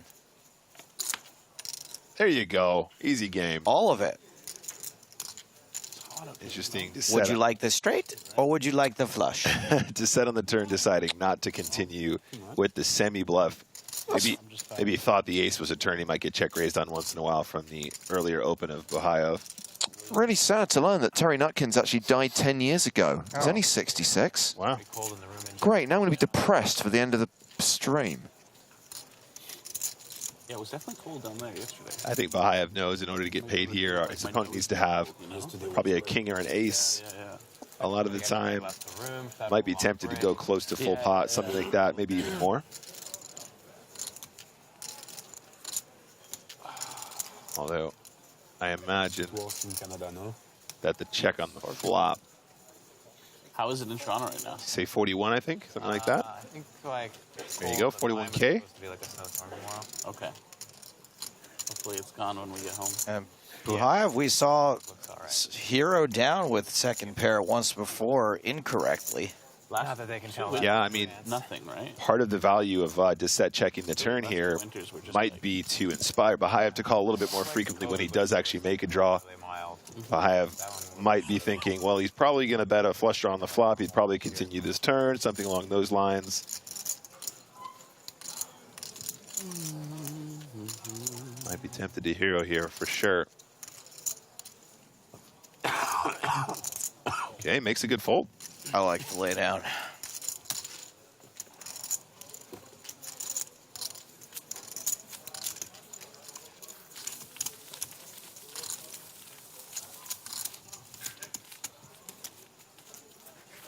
Ellie Moose on YouTube says, sorry about England, James. Now, I don't know if that is a reference. There's so many things that she could be sorry about right now. To the World Cup or the general state of the country. I don't care about the former, and I'm very concerned about the latter. So if that was the sentiment, thank you.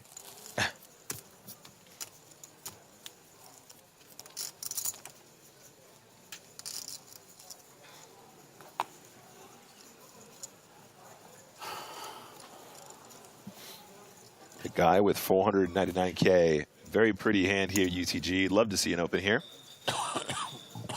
Decides to make it 11K to go. A little bit over a min raise.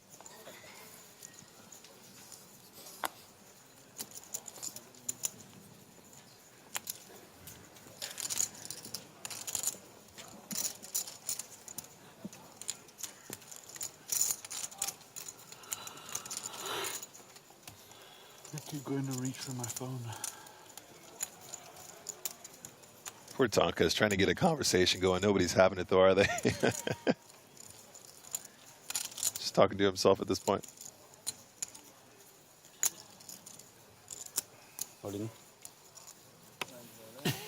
Dubonnet is all in from the dealer button. King, queen off, 82K, less than 20 big blinds. Shepkin with 5s again.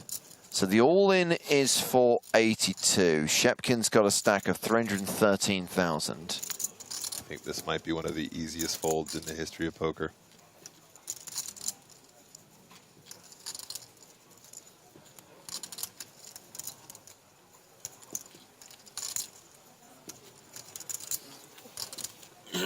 And Jack-9 folds as well. Nice little pickup there for King Queen. Debonair finds a great little spot to pick up a significant number of chips. Going to increase his stack by something like 25% there at non-showdown. Feels fantastic. Do a few more like that, and you'll be right as rain. Okay, so 123 players remaining. About 20 minutes left on the day. And yes, the day has been long, and sadly, we're looking at the same tomorrow and the day after that. 6 levels tomorrow, 6 levels the day after that. 12-hour streams for the first 3 days here in Prague.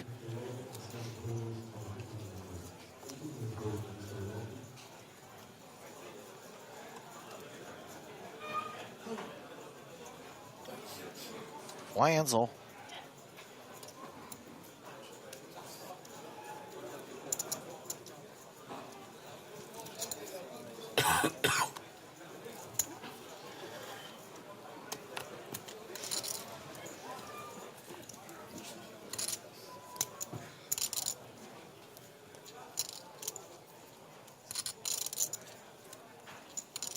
Mad Dog, ace-9, 11th thou.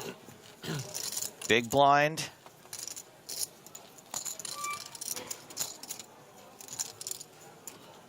Pretty defendable, a little unlucky to be dominated. Yep, I think you're absolutely right, Joe. Sounds about right.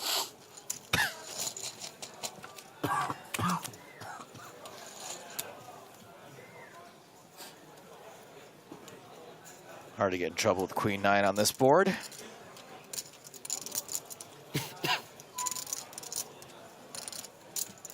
Love to see what Mike does in position here with the ace-9 off.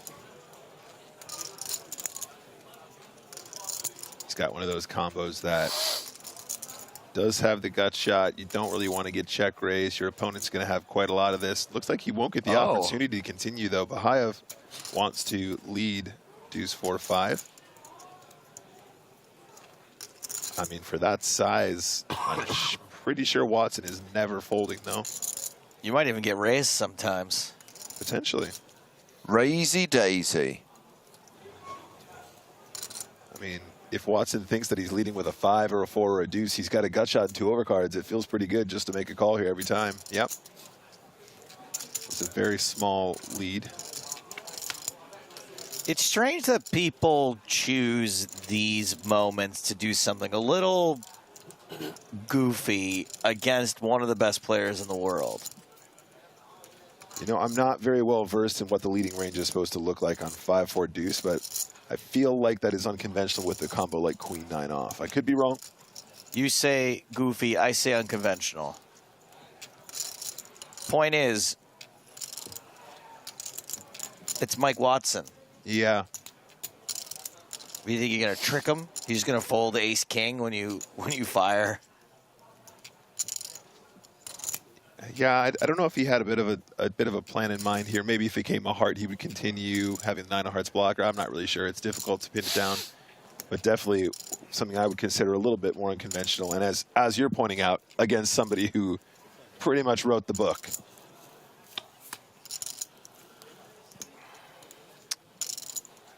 Okay, so check on the turn. GL.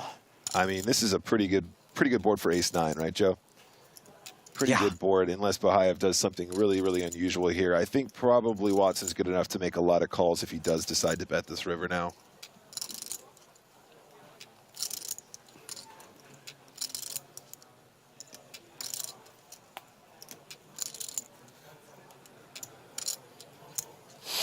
Great shot of Mr. Watson there. Accompanied by Parker snorting loudly in the background. Mike Watson glamour shots. He's going to try. 43K in the middle, guys. He's going to go ahead and try and rep that 5 now. It's not completely crazy for him to have a straight in these situations either, but I'm not sure if he would bet flop and check turn. I don't know. Maybe as a trap once in a while. He's going to overbet that river. Allow me to quote Pink when I say, where there is a fire, there is going to be a flame. And where there is a flame, someone's bound to get burned.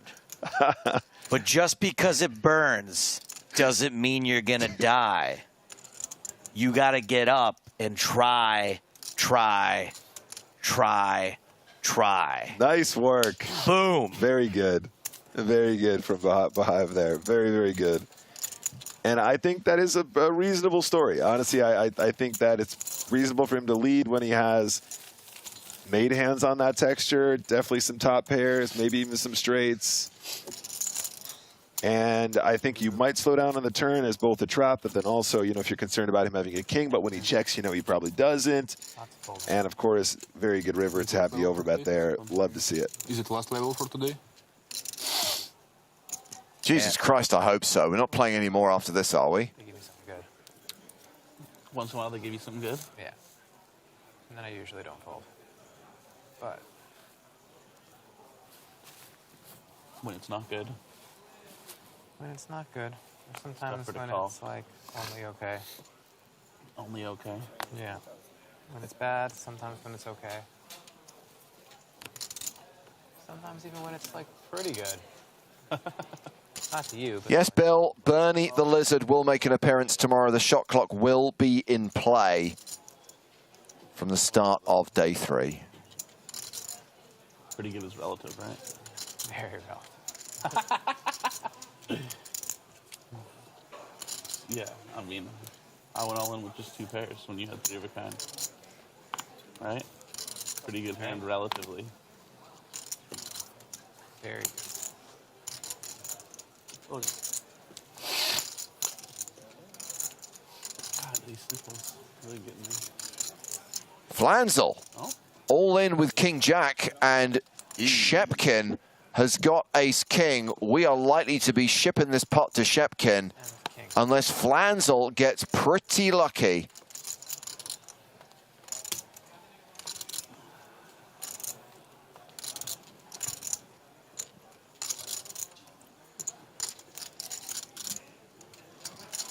he's trapping you. Yeah, I should.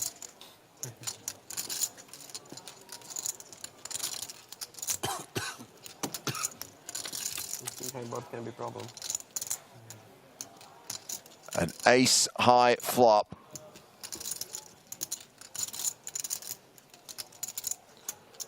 Man, these feature tables are fucking sick with their slow rolls. Yeah. Little grin from the dealer there. It's definitely fucking State's fault again, you're right. You leader in this show. Come on. Well, at least it's not going to be a chop pot. True. I'm sorry that we are so torturous for you to listen to. Drop pot. No 10 on the river. Flanzel is cooked.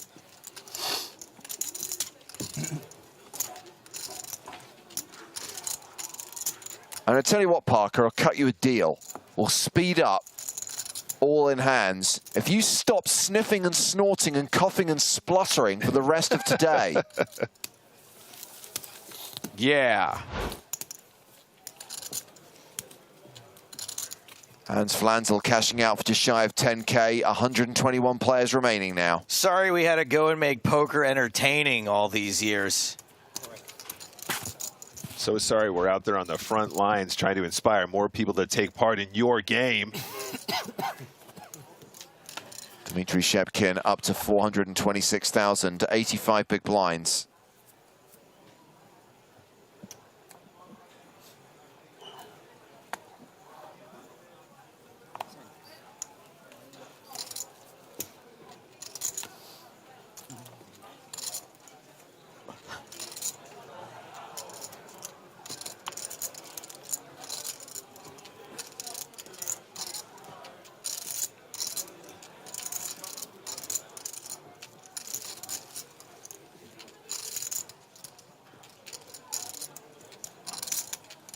Shepkin with another pretty good hand, top tier hand, IMO. Top 3. Oh my goodness. The Johnny Rocket. Shows it.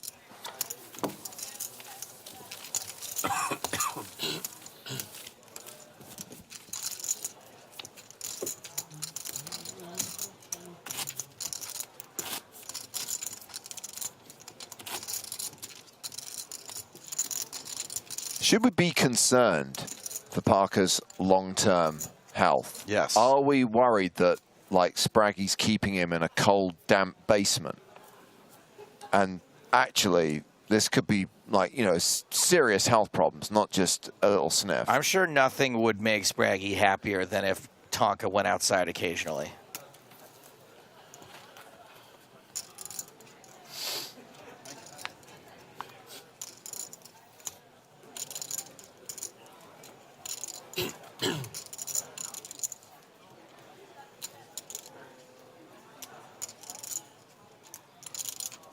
Well, well, well. If it isn't the same hand.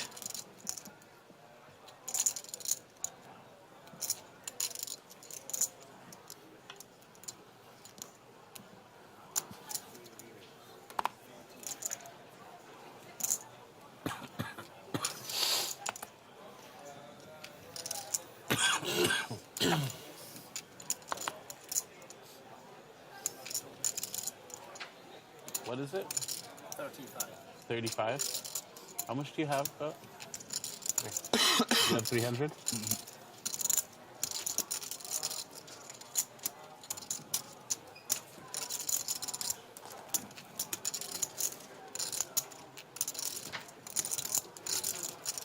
Parker, Parker, Parker T.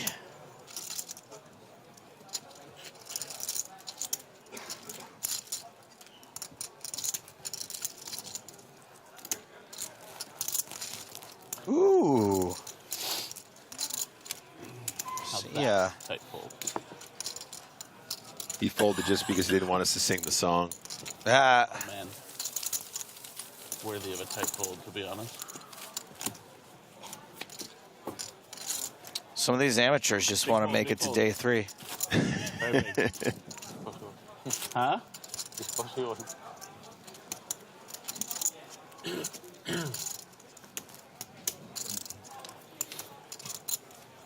People had the nerve to ask me why I was wearing a mask around here today.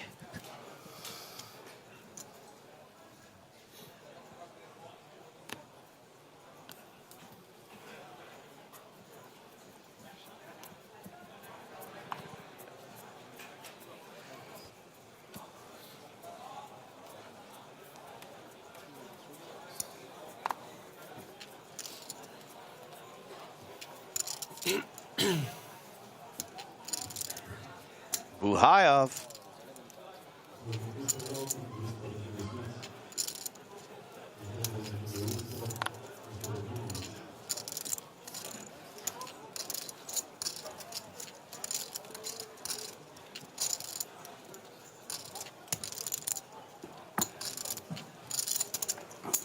Parker calls, dominated.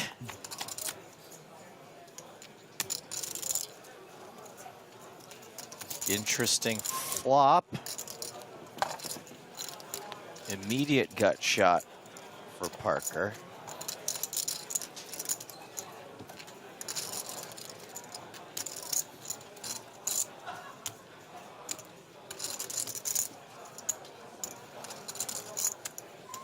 Wow, Love to Write gifted a subscription to Tonka.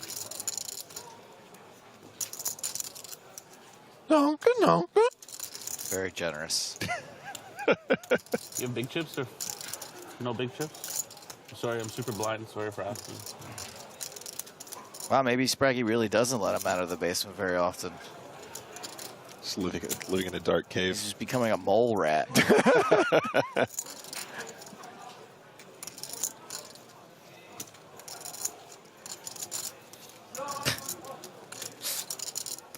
Spraggy lets him vape 4 times a day. Sends him back to the basement.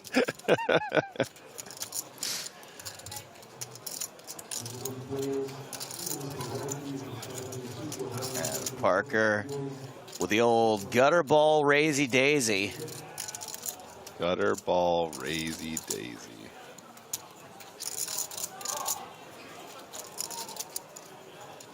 Nice work, Parker. Very nice indeed.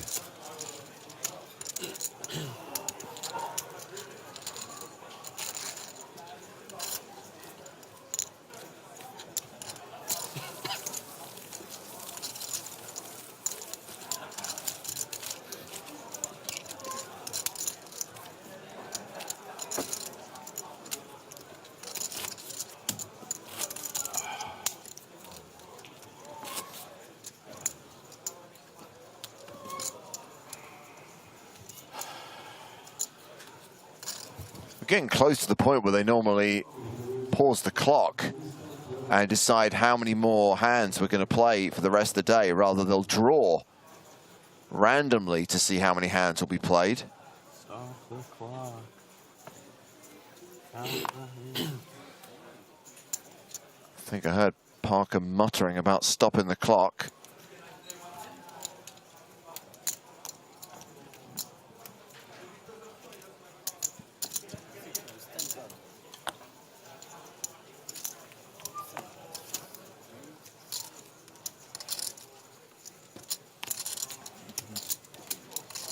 The set has opened with ace-5. It's king-10 in the big for Dubonnet. Have not seen much from Dubonnet since sitting down. True. As you can see, he's been nursing a relatively short stack.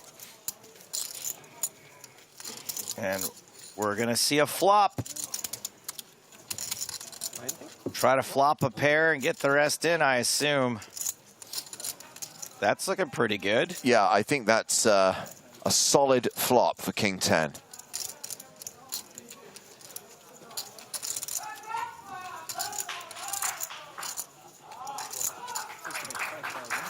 I mean, everyone's losing the plot right now. It's all kicking off out there.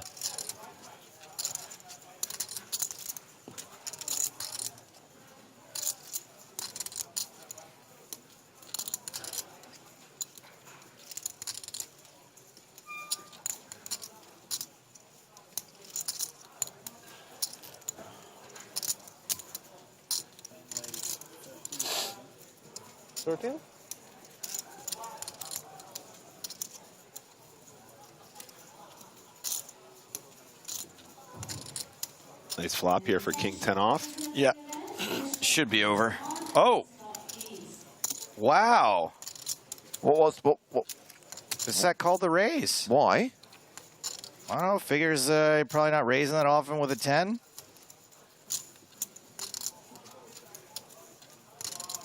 Ace high is going to be good sometimes.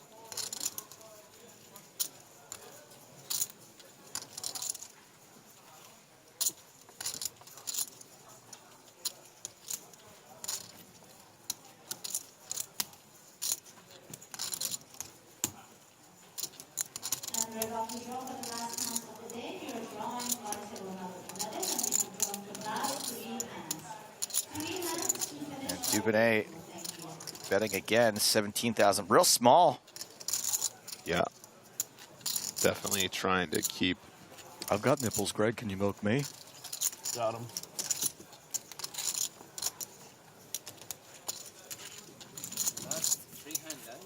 Nothing, I just said got him. But I didn't elicit a response.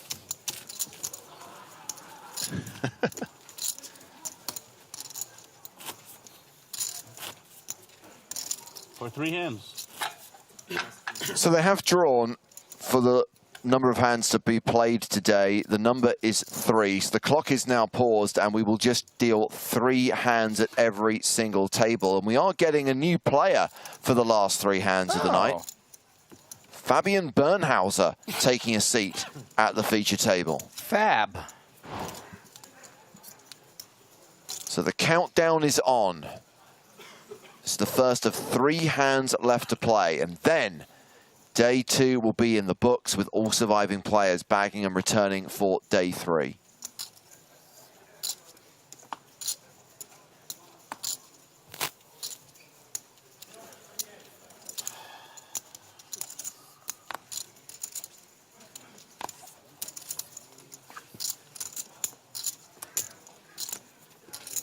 That's right, everyone. We'll be back in 12 hours' time.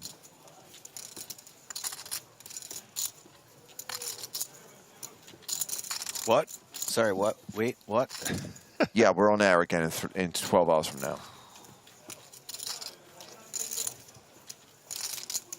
Well, the Poker Commentators Union is going to have something to say about that. I've got something to say about that patch falling off of Tonka right now. And the thing that they're going to say is, yes, Daddy. This, oh, there you go. It's legit falling off now at this point. Everything's falling off, including the wheels. Day one of the broadcast, everybody. Fatigue setting in. Just need to get this day done. Need to come back and refocus for tomorrow. Looks like going to be coming back with fewer than 120 players. I imagine we'll see at least one elimination, or maybe not. Now we're on the last 3 hands. Maybe it'll be 120 returning tomorrow.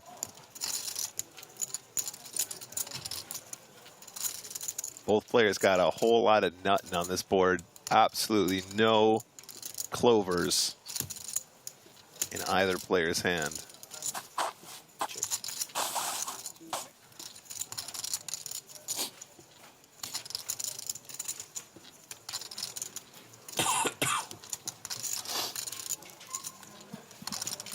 Hello, Robin.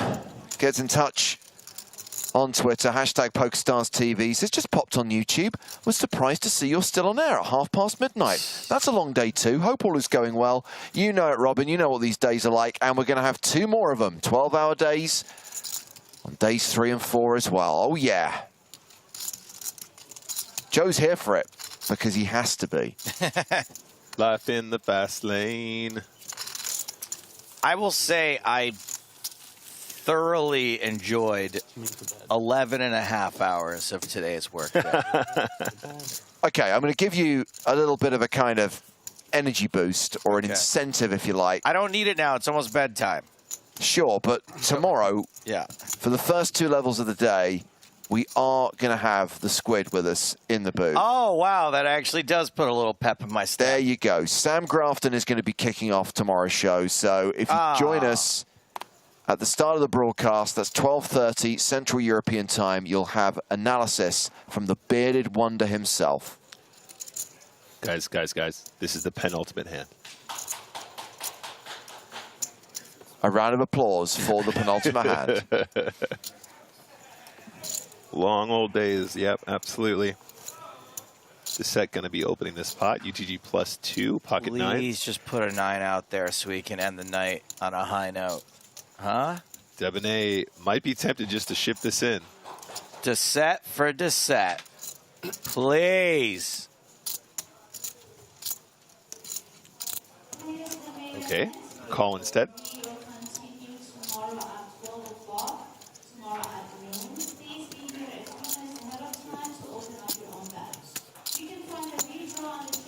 Okay. As your boy Griffin Benji would say, fair fight. Whoa. 1 heart. 1 overcard to the Meaners.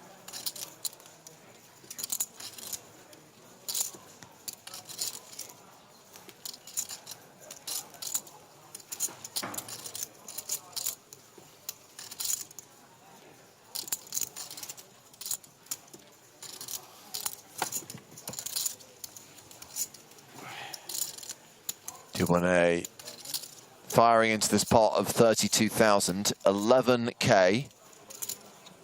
The set has the best hand, is nearly a 3-to-1 favorite.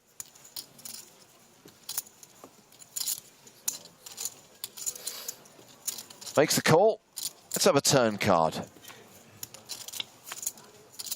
Queen of Spades pairing the board. Loving those 9s.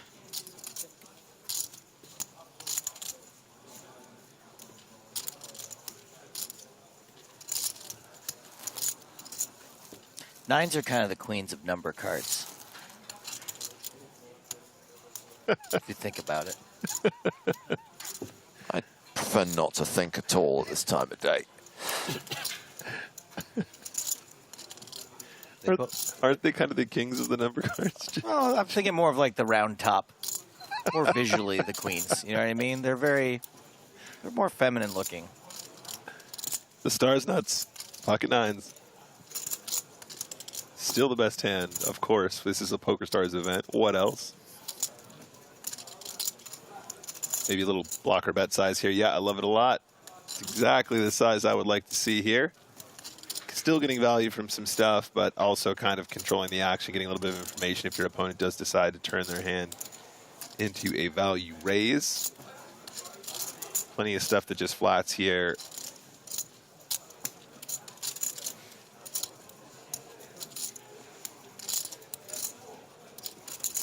Does the small size inspire a bluff from the now blocking 9-10, ace-10 of hearts?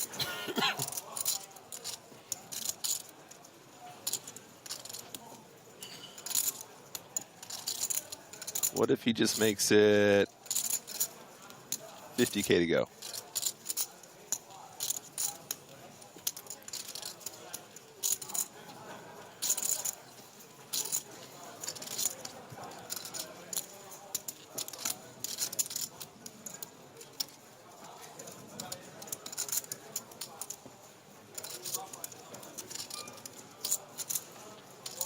Is this ever a small bet to induce? It's a great question, Joe, and I think that's definitely something you have to ask yourself. If you are going to be putting in these blocker bets on rivers, do you ever do this as an induce as well? You know, is there some differentiation between an inducing sort of blocker bet and a complete pure blocker bet? That's another good question. Maybe an induce that you want to get some value from would be slightly bigger than that on average. Feels a little small to be a pure blocker bet. But maybe not. I don't know. I don't know what sizing you go for usually. Yeah, exactly. Very, very apt question, though. And I think definitely a spot where you might find some inducing, which is why it can be tricky to figure out those spots if your opponents have that line on the river.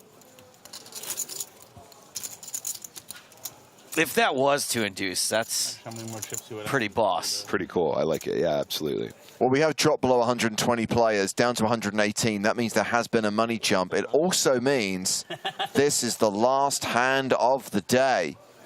Woohoo! Make it a good one, boys. I'll take a raise and take it.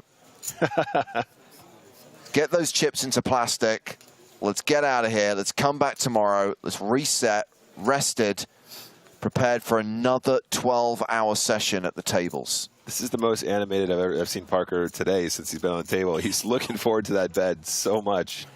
He's like, he wants a raise and to take it too, James. Let's see if the other players oblige. The raise is to 11,000. Bahayov has got Jack-9 in the big blind. Can't give this up. Yes, you can. You can't. God.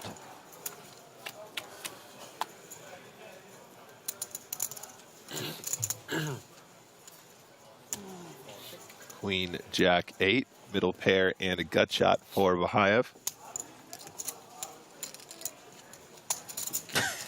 This took all of his strength to put 4 chips in the middle. Parker T does have a continue here. Bottom pair, ace kicker. Quick call from the Jack-9, of course.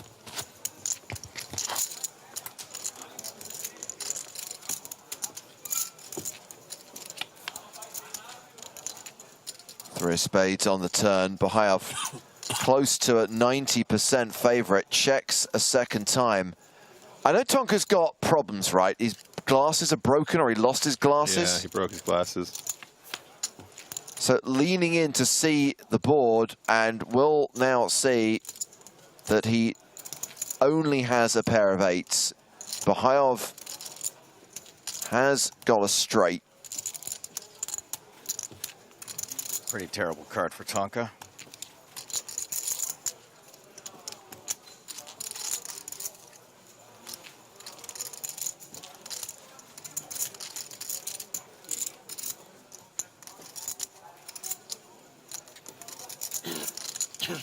Oh, get on with it. Outer table action. Intercourse the outer tables. As soon as this is done, we're out of here.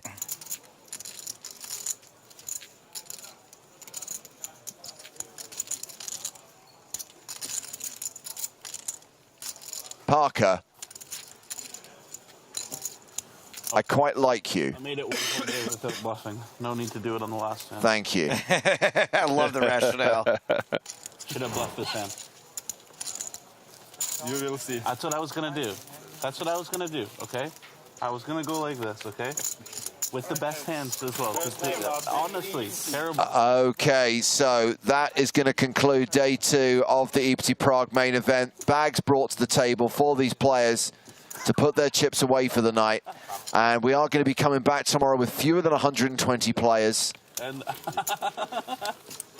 And another 6 levels to play tomorrow. Reminder that we have got a front-loaded schedule here in Prague, trying to get down to a manageable number of players for the final 2 days, so that we're done before the World Cup final starts on Sunday afternoon.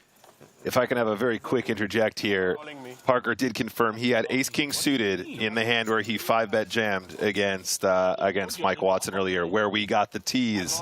They told him to put his cards back in, and then he took them back out. And Parker ends the day among the chip leaders, close to 1,964,000. And I learned my lesson, exactly. Blinds will be going up tomorrow to 3,000, 6,000 with a 6K big blind ante. Mike Watson not overly comfortable. Couple of players edging into the danger zone. Danger zone! But obviously we'll have a new lineup post-seat draw. And we'll select a fun lineup for you for the start of our stream tomorrow.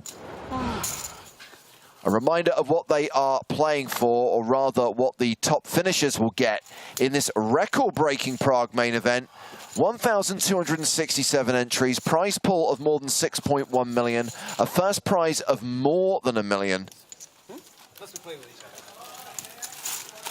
And right now we are paying more than 10K. We saw a money jump when we got down to 119. So a reminder, if you want to know what's happening here in Prague, keep up to speed with stories from the main event and other tournaments here at Prague, check out the PokerStars blog. And of course, we have got several more days coverage to come. Yeah, I know. That's what I mean. I should have done it. And a reminder, we'll be kicking things off tomorrow in the company of the Squid himself, Sam Grafton, joining us for the first 2 levels of the day. So please join us at 12:30 local time. That's 12:30 p.m. Central European time for day 3 of the EPT Prague 2022 main event. Thank you for your company over the last 12 hours and 10 minutes. We are done for the day. From Griffin Benger, Nick Walsh, Joe Stapleton, and me, James Hartigan, it is good night from Prague. Good luck tomorrow. Good luck too. Thank you.